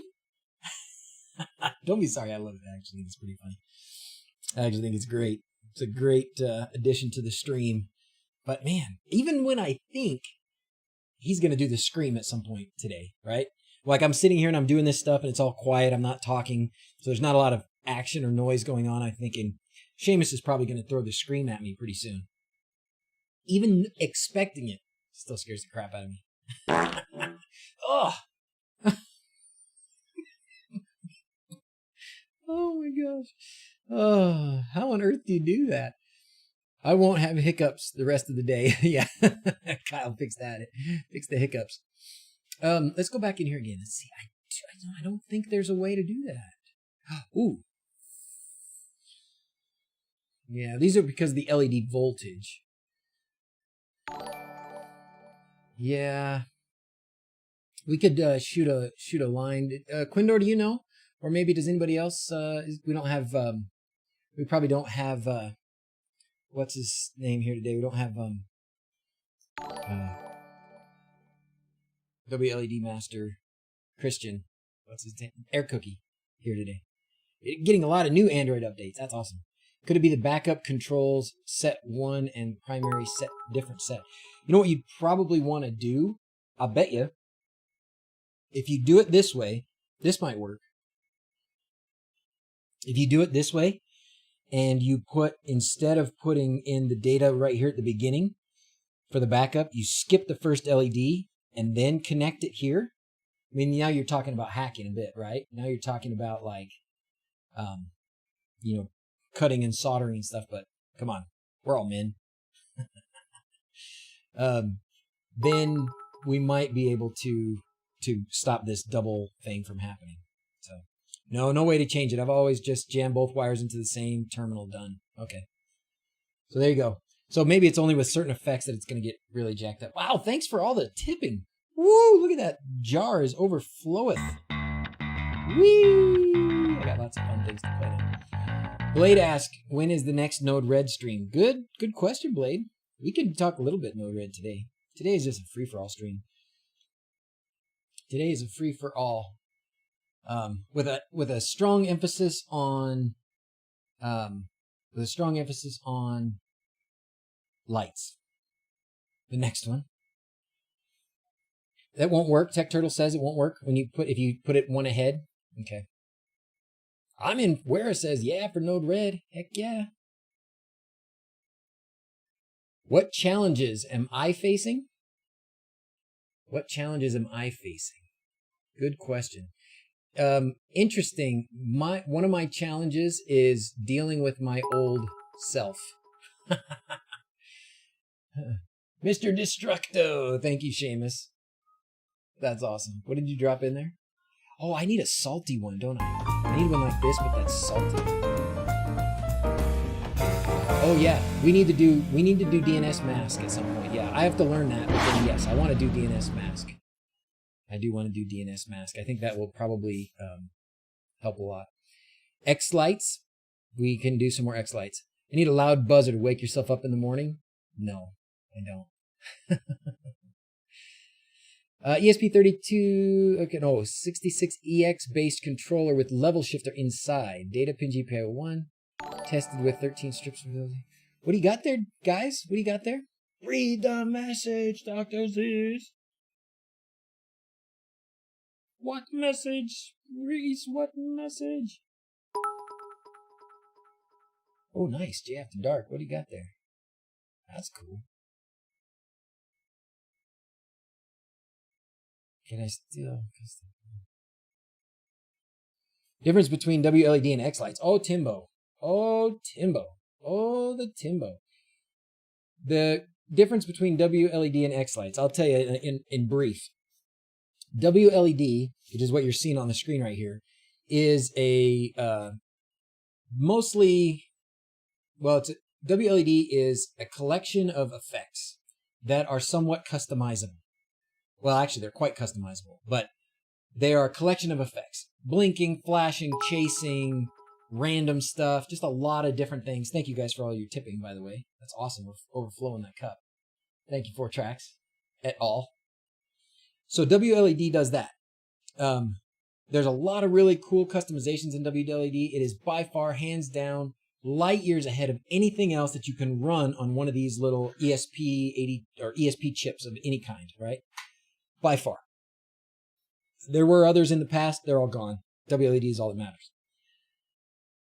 X lights, on the other hand, is a software that runs on a, I think it's only PC. Is it only PC or does it do Linux and Mac as well? I think it does do Linux and Mac. Anyways, X lights is a software that runs on a computer.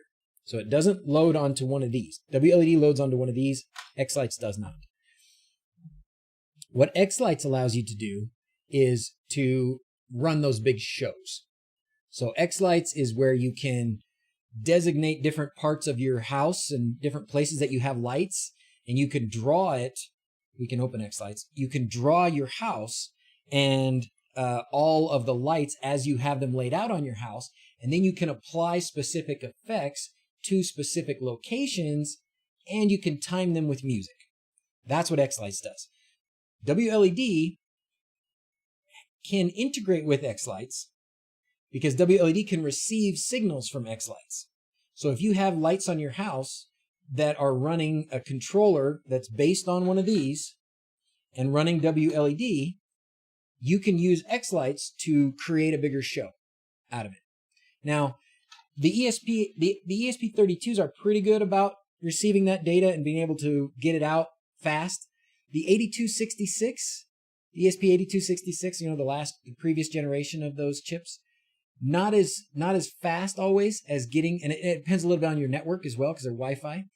So I would not recommend, if you're going to do a big old show where you've got your whole house laid out. You don't see it in this, but anyways, you'd have your whole house laid out here. If you're going to do a big show with your whole house laid out, you probably don't want a bunch of Wi-Fi controllers, a bunch of these little Wi-Fi controllers. You want, if you're going to do that, you're going to get a big show and you really want the timing to be right on and you're going to have thousands and thousands of LEDs, then you want, doggone it, Raspy. Then you're going to want, some bigger hardware as far as controller goes. And Culp boards, or Falcon boards are the ones to get for those. And those are usually Ethernet. They can be Wi-Fi too, but they communicate a lot more quickly and a lot more, a lot less dependent on your Wi-Fi and stuff like that. Sorry, trying to figure out how to do that. Can you? Peacemaker, thank you for subscribing, Peacemaker. Let's do some Peacemaker. Is my X Lights competition coming on? It finished. It finished, and our winners were, who was our winners? It was Miguel and was it Stubbs or was it Tech Turtle? Which one of you guys won? Must have been Tech Turtle because Stubbs is in Canada, right? If you're looking at Falcon, please look at the Culps when using the Falcons as add-ons. Yeah, I will eventually have a big show and it'll be based on a Culp board and a couple of Falcon, 2 Culp boards and 1 Falcon board. You and Tech Turtle, Miguel. Hey, how's it going, man? Culp for the win. Yeah. So the Culp boards are really good, but they're more processing power, more connectors, more fuses, more bunch of stuff. And so they're going to cost you, instead of being, you know, 20, 30 bucks, they're going to cost you $100 on that end. Your page function is broken on my end. Yeah, it is. It is broken. Yes, it is. I'm sorry. We haven't played with it in a while. I was just thinking about that the other day. Blade, what did you do? What are they? More price? The cult boards?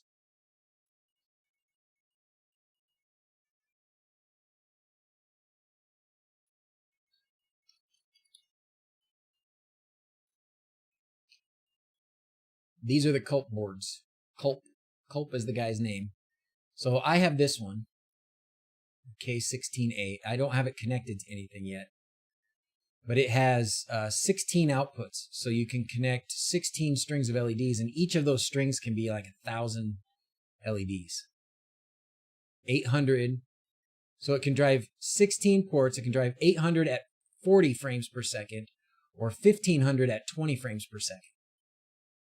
And it has 4 RJ45 ports so that you can connect to expansion boards and run an additional 16 strings. So what I have to eventually set up with a show, which I don't think will happen this year, but what I have to eventually set up is this 16. And then I also bought one of the expansions, which looks like this. So it looks like this. So the RJ45 plugs into this, and then you've got 4 more channels. And then you could plug another one in and keep on going, I guess. And then Falcon is another board maker, right?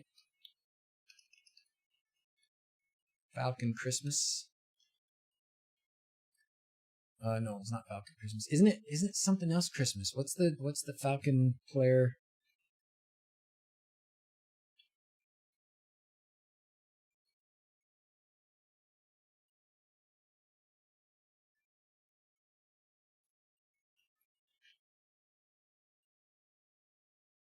What's the website, guys?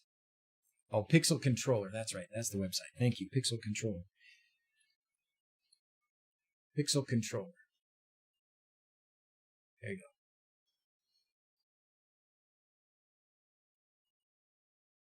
So this is a similar system, and they can work together. They use the same language, right, to communicate.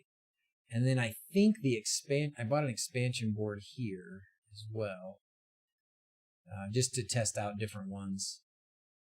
I think it's not that one.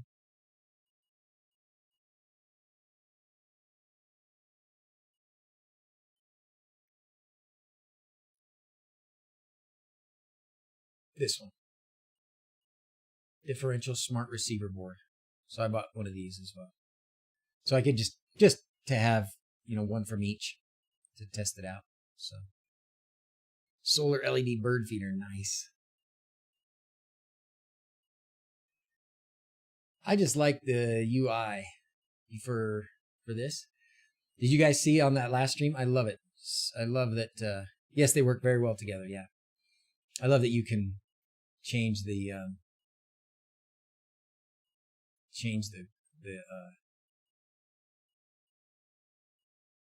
I don't remember which one it is, but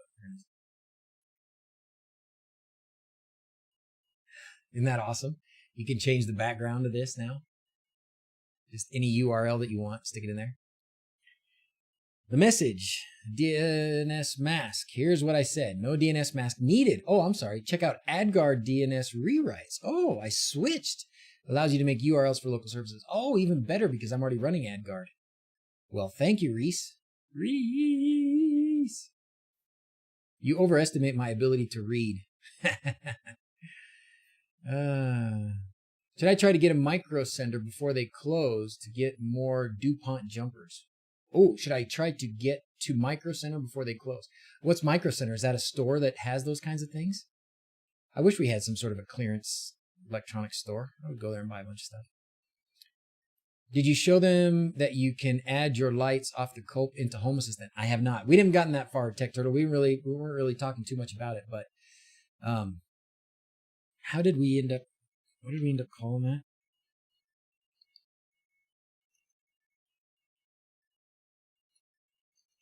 Oh, it was just like string or something, right? But basically, when you the Culp board runs Falcon Pi Player, FPP, right? Thank you, Blade, very much, my amigo. Thank you very much.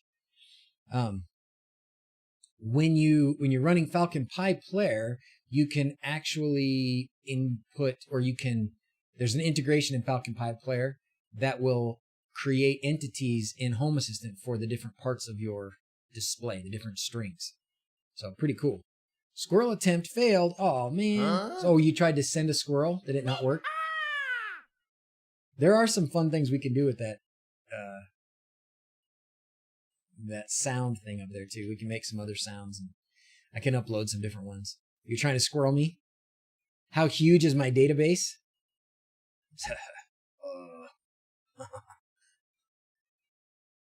I'm too smart for you today. Stuff to search for on your outside lights. Canis Pater Christmas. I've watched him. He's actually been on the stream. Well, he didn't come on live to chat with us, but he's watched the stream before. Wired Watts. Haven't seen that. Boscoyo Studio. RGB Man. Yep. Culp. Pixel Controller. Learn Christmas Lighting. Jadiation and more. I don't know how you did that, but it's pretty cool. I think it's supposed to be flashing. I'm Zeus, I assume. Thank you for doing that. I don't know what that's about, but it's pretty awesome. Whee! I was Santa Claus with angry eyes.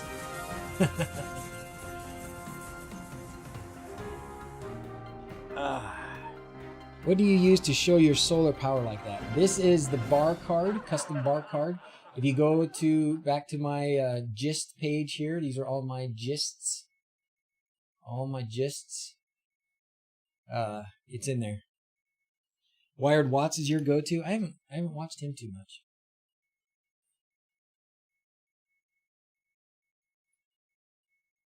Oh, we didn't change it on this one. We changed the matrix one.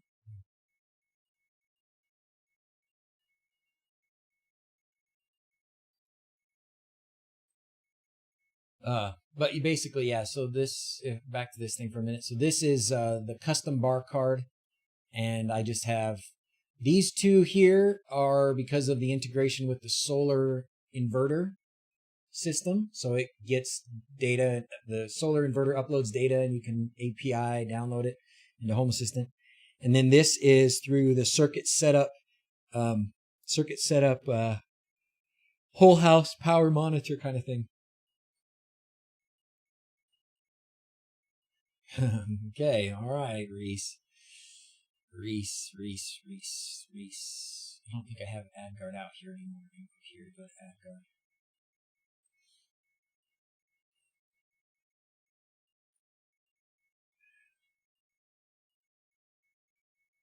Okay, so I'm on AdGuard. The sound and effects are on Twitch, that's true. ES Pixel 6 designed for you wonder whether it has some basic built-in effects. More E131 debugging info, DPP, and full X-Lights integration. wLED is built for nice UI. Yes, true, Mr. Paul. And ES Pixel Stick has a controller as well, which you probably run wLED on. I don't know for sure. It has an SD card in it. Filters and DNS rewrites. And then I can say, if I want to do, enter the domain name. So if I wanted to say, so I can just make up a domain name. Is that right? Probably always prefer to do LED stuff manually, code-wise, as I can control every pixel individually. Yeah, if you're good at that, Lundstead, if you're good at that, that's great. Your name sounds familiar. What, have you developed something? Would I have seen your name on GitHub or something? Hey, buddy. How you doing? I should cover my IP address. Yeah, thanks. Is it showing my public IP address? Because if it's not, my public IP address, I guess I should hide, but the rest of them don't matter at all. Make up anything. My birthday. My birthday is Thursday. Same birthday as Home Assistant. Yep. So if I wanted to make it, so we could just do matrix or wLED matrix. Let's just do that. Do I have to put anything else after it? Or I can put matrix.w to LED.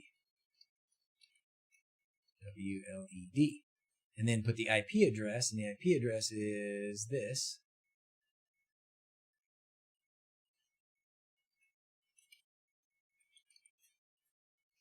And that's it. Oops, it didn't save it. Ha!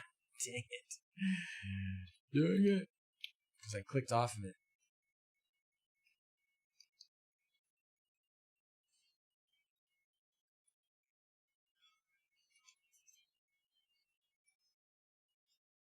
Sweet. So now if I go up here, I can just go to matrix.wLED, right? Nope. I'm doing something wrong, huh? Do I have to put this whole thing in here?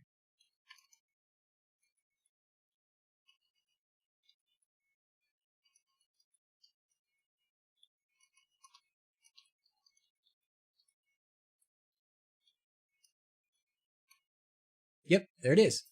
Sweet. That is pretty cool. That is actually quite cool. So it's like your own MDNS. You get to manage it yourself. That's great. That's fantastic. Because a lot of times, oh, that was, you know what? Ruperto, are you still here? Ruperto had that. That was his second part of his question, right? He asked about how to do these 4-pin LEDs. He has to do the 4-pin LEDs. And he also asked about his ESP home devices and having trouble with Unify and stuff.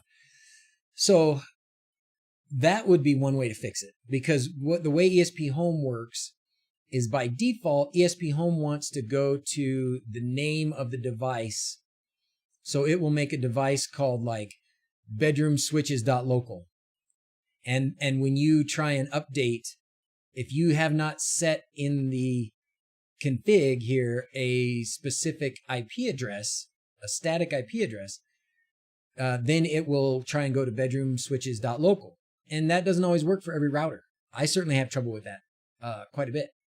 So if you want to make sure that works, you can set it up to bedroom LED switches.local with AdGuard like we just did if you're using AdGuard. Or probably, honestly, for the most people, the better way to do it is to go in here to the YAML. Let me move this over here just to make sure it's not going to share anything.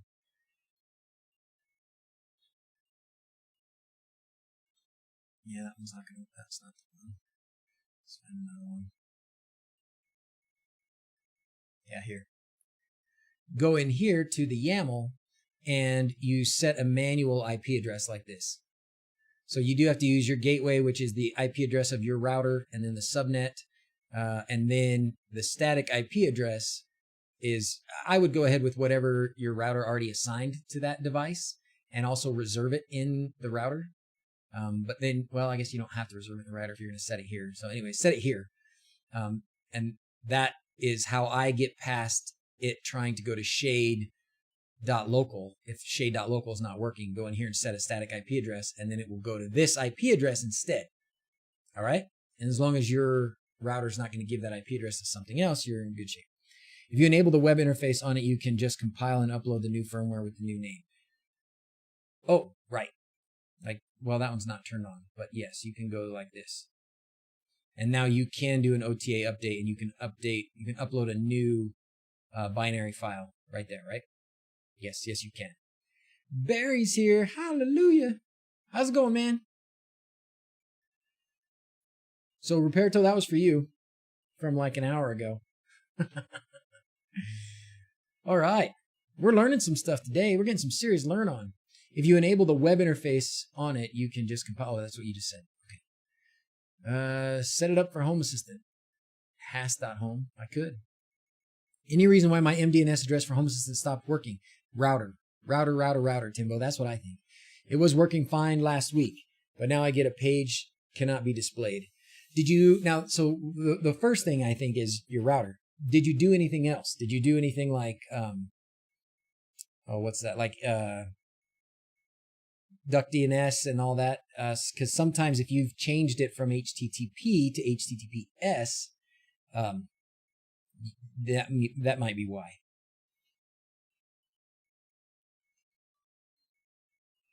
Can I get Proxmox to use a short address? Sure. In fact, let's do that. I can do that. That's actually a great idea. That's a great use for that. Let's go to here to go to supervisor. We're going to go to AdGuard again. We're going to go to the web UI. We're going to go to filters and DNS rewrites. We're going to add a new one. And we're going to call it Proxmox.local. And then I've got it bookmarked up here. Proxmox. Now, is the port going to work okay? I don't know if I can do all this. No, that's going to be invalid. So probably got to get rid of all this and this. No, the port's not going to work either. So it doesn't do the ports, huh? Oh, and I can have to do the port up here. Right? Nope, can't do the port there either. Oh, that's too bad. That's too bad. So if I go to... That's not going to work.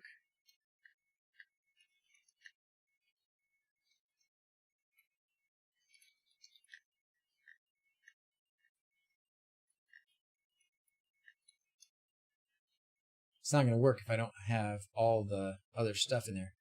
Ports aren't part of DNS in general, yeah. You need a reverse proxy to do the ports. Okay. Or I can just do the... Yeah. What was it? 80006? Forgot already. 8006. Yeah, you need all this crap. Well, anyways. It was worth a try. That'll work now, right? No? No. Whatever. Oh, is it because it's not S?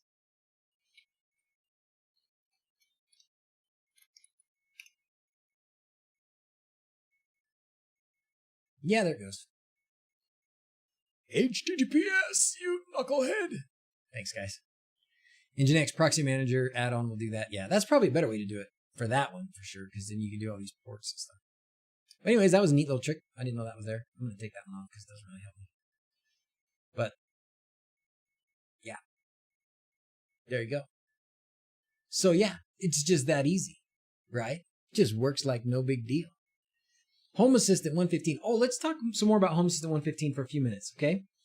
Let's go through the, and this will probably be the last thing we do. It'll be time for 2 o'clock. So I did the stream early today because I got to take a nap after the stream and I got to work the night shift tonight. So I'm going to be up all night. So for those of you guys that are on the other side of the country or world, if you want to chat with me, I'll be up at like 2, 3, 4 a.m.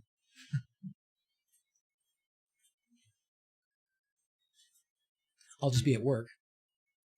Gonna run, have fun. Will you be streaming next week? I will, Mark. And actually, we were supposed to go on a vacation. We were supposed to go on a big Alaska cruise, me and the missus and some friends, starting on my birthday, which is the 17th. So I have a week off, and we've got a lot of things I need to do, so I probably won't stream every day, but I think I can throw in some extra streams. I think that'll be fun. How to stop that private page, not private page. I think that's probably a browser thing. You're on nights tomorrow too, Tony? Thursday this time, the Home Assistant birthday. Yeah, that's right. So 115 is coming out. Awesome. On that day. Let's do beta release.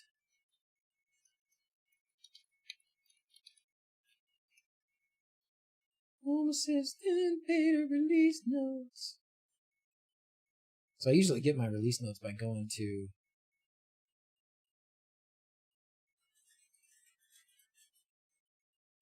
I usually get them by going in here.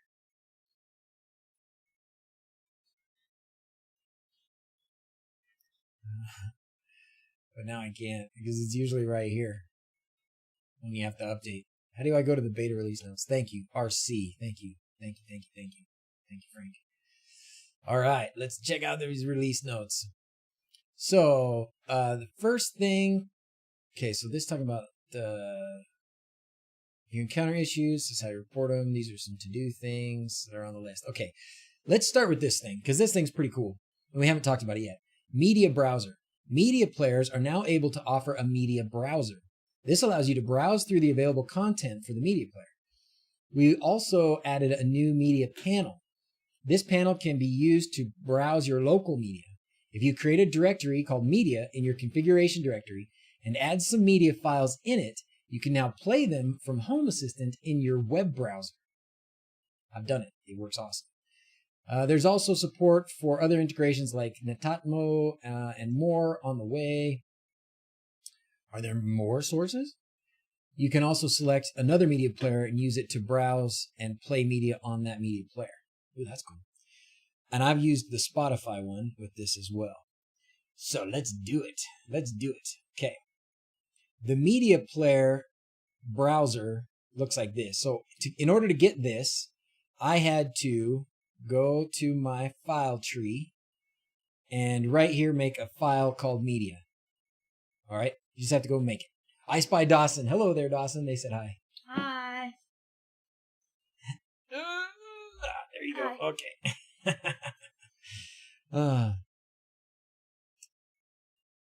Okay. That's awesome. So, Paul, you got your props to all show up. Fantastic. Nice password. Oh, yeah. Did you like that? So that is just the access point password for that ESP home board. So hack away, my friend, if that's what you want to do. I had to put something easy in there that I would remember. All right. So let's see. First thing, choose a media player.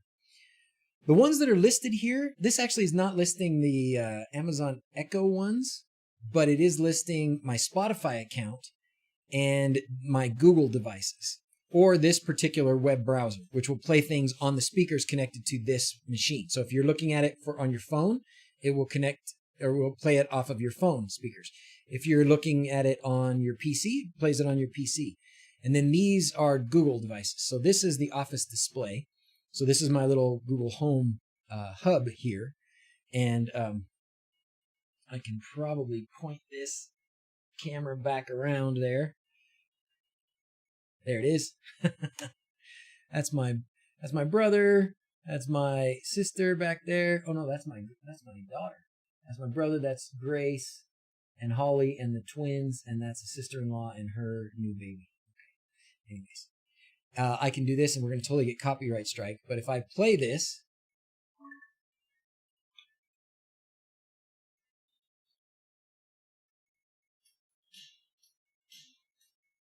go stop. Yeah, shoo. Okay, see that though? I guess I could probably stop it up here, right? I don't know if I could have stopped it up here or not. Yeah, I can. You can stop it from up here too. So pretty sweet, right? Is that a service? Ooh. I think it is. It is using the services in the background to do that. But Frank can tell you better than I can. Now that song is in this media folder. That's how I'm playing that song. So any songs or sound effects or whatever that you wanted to use, you can put them in here. Pretty sweet, right? But also, if I do Spotify, so this is my Spotify account, and there was a new Spotify integration login when I updated to 1.15 as well. So the Spotify integration had an update, I guess. Now I can go in here and find my favorite playlists. Like, oh, I don't think this has my favorite playlist because my accounts, this is not my particular user. This is the main user that we have for our family. But anyways, you can go in here and you can pick your playlist or whatever playlist, and then you play it, and where it will play is wherever that wherever Spotify was playing last. Right? So if I just play it, I don't know where it's going to start playing right now. Somewhere in my house it's going to be playing.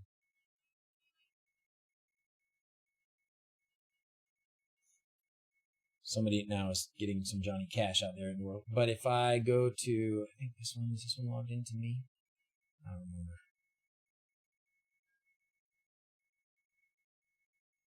No, this is mine. I probably should log in as a different user. Then I would have my own account instead of the family account, kind of.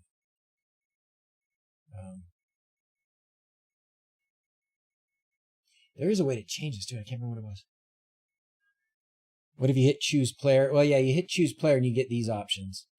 So, but if I go to web browser, then this is all I get is what's in this folder.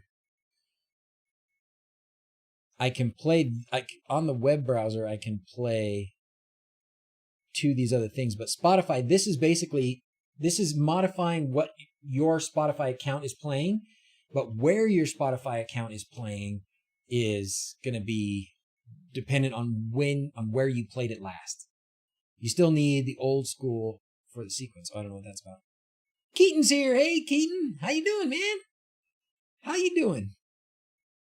Stubbs is here. He's late, but he's still here. Good to see you, Keaton. Good to see you, Stubbs. Thanks for being here. We're just playing around with the new media tab for Home Assistant 115, which comes out this week. So let's say this. I'm trying to decide how best to get it to start playing. Sorry.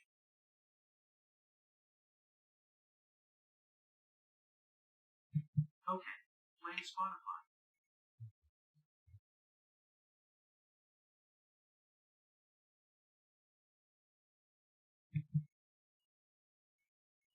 All right, so now I just set my Google Home Hub to play Spotify. So now if I go to my playlist and pick a song, I should be able to get a song playing on there. Okay? I'm going to hire a wino. Maybe. Maybe. Maybe. Maybe. Maybe not. Maybe. Maybe. Maybe not. You seen the GPIO and the HA screen? Did I miss? How are you doing the media player tab? It's new, the new release 115. So I'm on the beta of 115. Yeah, it's not playing. I think maybe if I go up here to Spotify.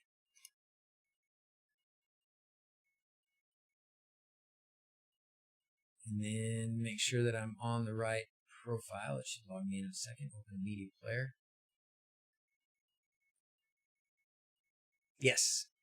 Okay.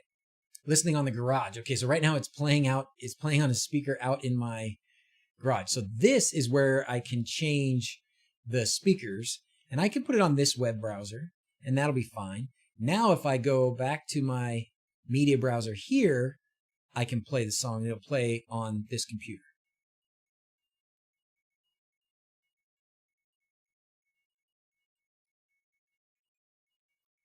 Yes or no?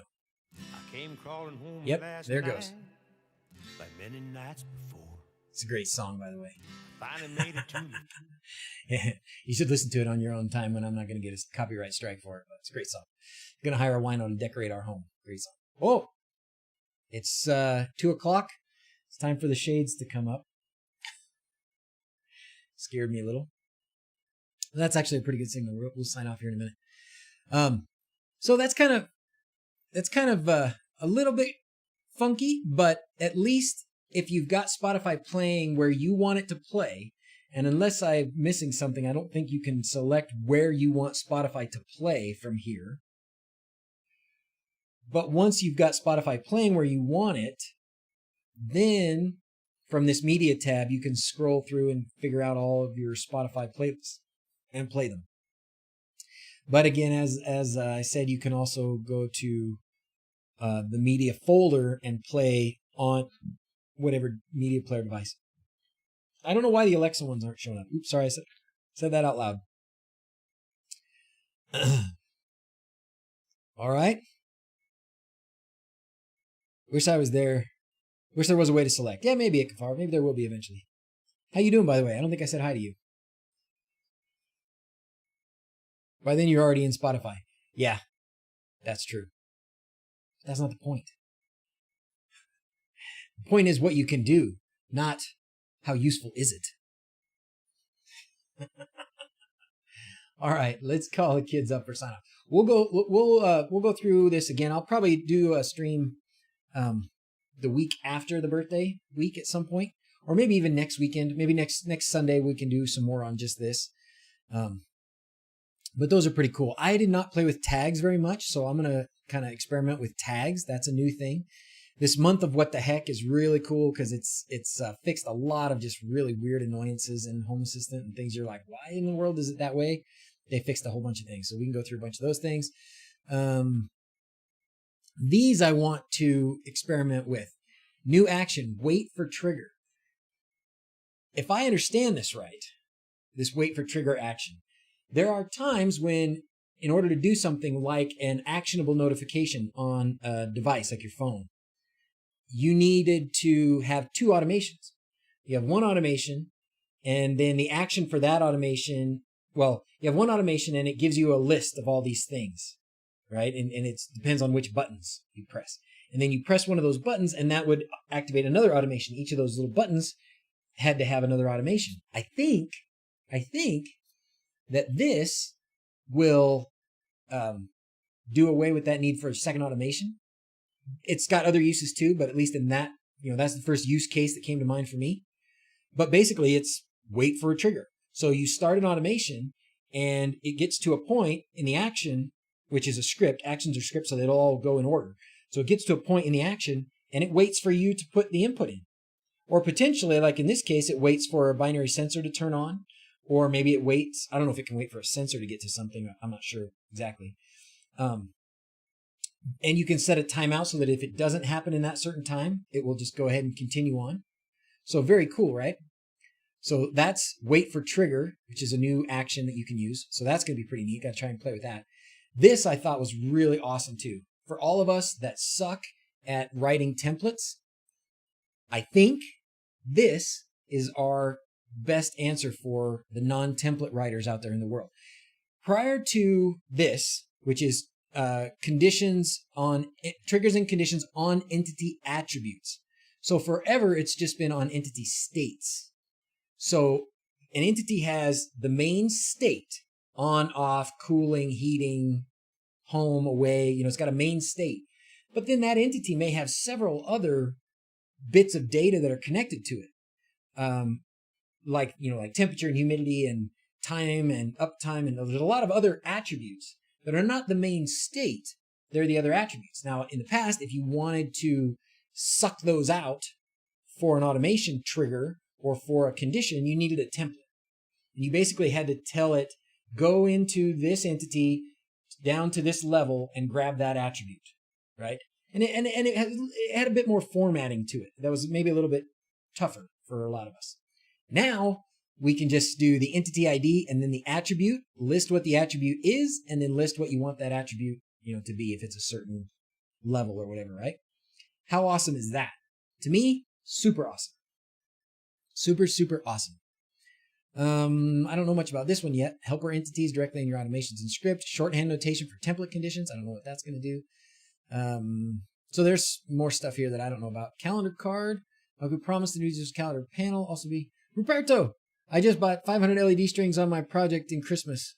Could I explain how to work with the 5-volt jumpers to get all those lights working, not lose colors? Oh boy. Yes, but not right now. Basically, so you bought 5-volt lights. You bought 500 5-volt lights to put outside. You're just going to have to run a parallel set of wires along with the lights. And then after about every other string or so, you're going to, those two wires will connect to your plus and your minus. You just keep on going. Okay. We'll talk about it again. Yeah, that's power injection. That's right. Phil's telling you about power injection. Power injection is what you're going to need. I'm about to sign off, or else I would happily go through it. But we'll go through it. We'll go through it in the coming days, weeks, months. All right. Code editor is themable. I want to check that out. MDI icon's got an update. The template developer tool, I was reading about this, so it doesn't have all that example data and it saves it afterwards or something like that. Logbook has something in here to do. 2 tabs, 1 controls, 1 history. Reload everything, YAML integration, password change, cloud exposed domains, cards by entity, order entities in the Lovelace. That's great. That's cool. Just drag them. No more clicking up and down buttons over again. Yeah! That's awesome. Take that, OpenHab. Home Assistant Cloud for older Android devices, and then other noteworthy changes. So we got a few more things to go over. We'll go over them next week. Give me a little time to play with some of them, but those are the main highlights, I thought. The media player, and then I thought that the main highlights were going to be this wait for trigger and these entity attributes. Those are super cool. And I didn't even know about the Lovelace dragging. The Lovelace dragging is amazing. Let's just peek at that for a minute. So if I go here and I go edit dashboard, I can just move this. No. I guess I should read it. That didn't just drag. I thought it would just drag.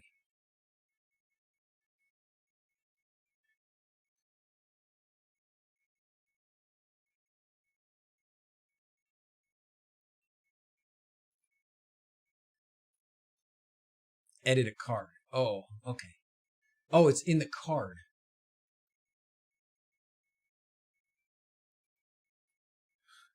Let's edit a card that has a visual editor component to it.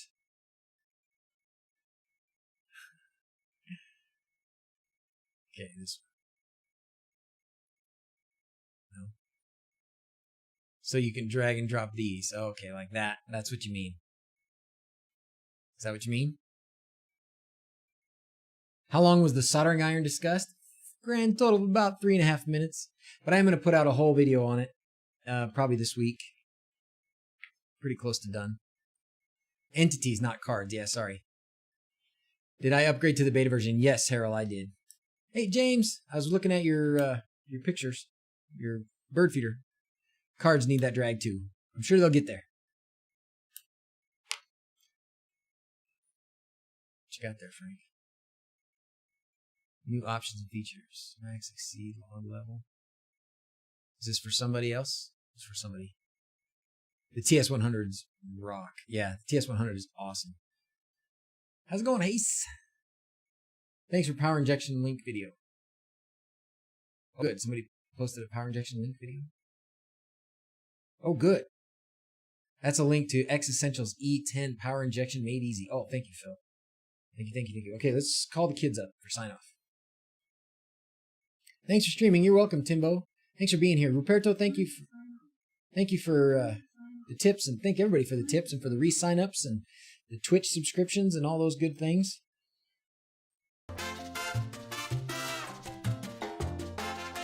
Have some changes about TTS or some sound files. I don't know. Harold? Is it? I'm going.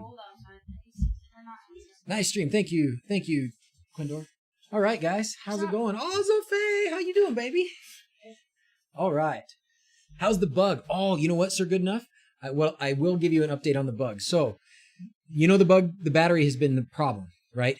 Well, we talked about the dome, and we talked a little. This is a few weeks ago. I'm going to have a use for that battery out of there. It's going to be a solar backup battery. That's another topic that I could talk about for hours. But the battery out of the bug that I have now, that I bought, that's not probably outputting enough power for the bug, is going to be repurposed as a solar backup battery. And earlier today, I bought a used Leaf battery for about it's about $1,300 by the time shipping and everything else. It's going to come from California. It's just a used Leaf battery, and I'm going to disassemble it and reconfigure it and put it in the bug, and it's going to fly. Okay? It's gonna fly? Yeah, it's going to fly like wings. Oh my god. We're actually gonna get wings on it? Okay. How are we gonna sign off tonight? Should we sign off like a rock and roll band? No. Let's sign off like headbangers. Like, yeah. You wanna do that? Ready? As always, thanks for watching. Till next time, adios. Until next time. Okay, everybody. Thanks for being here.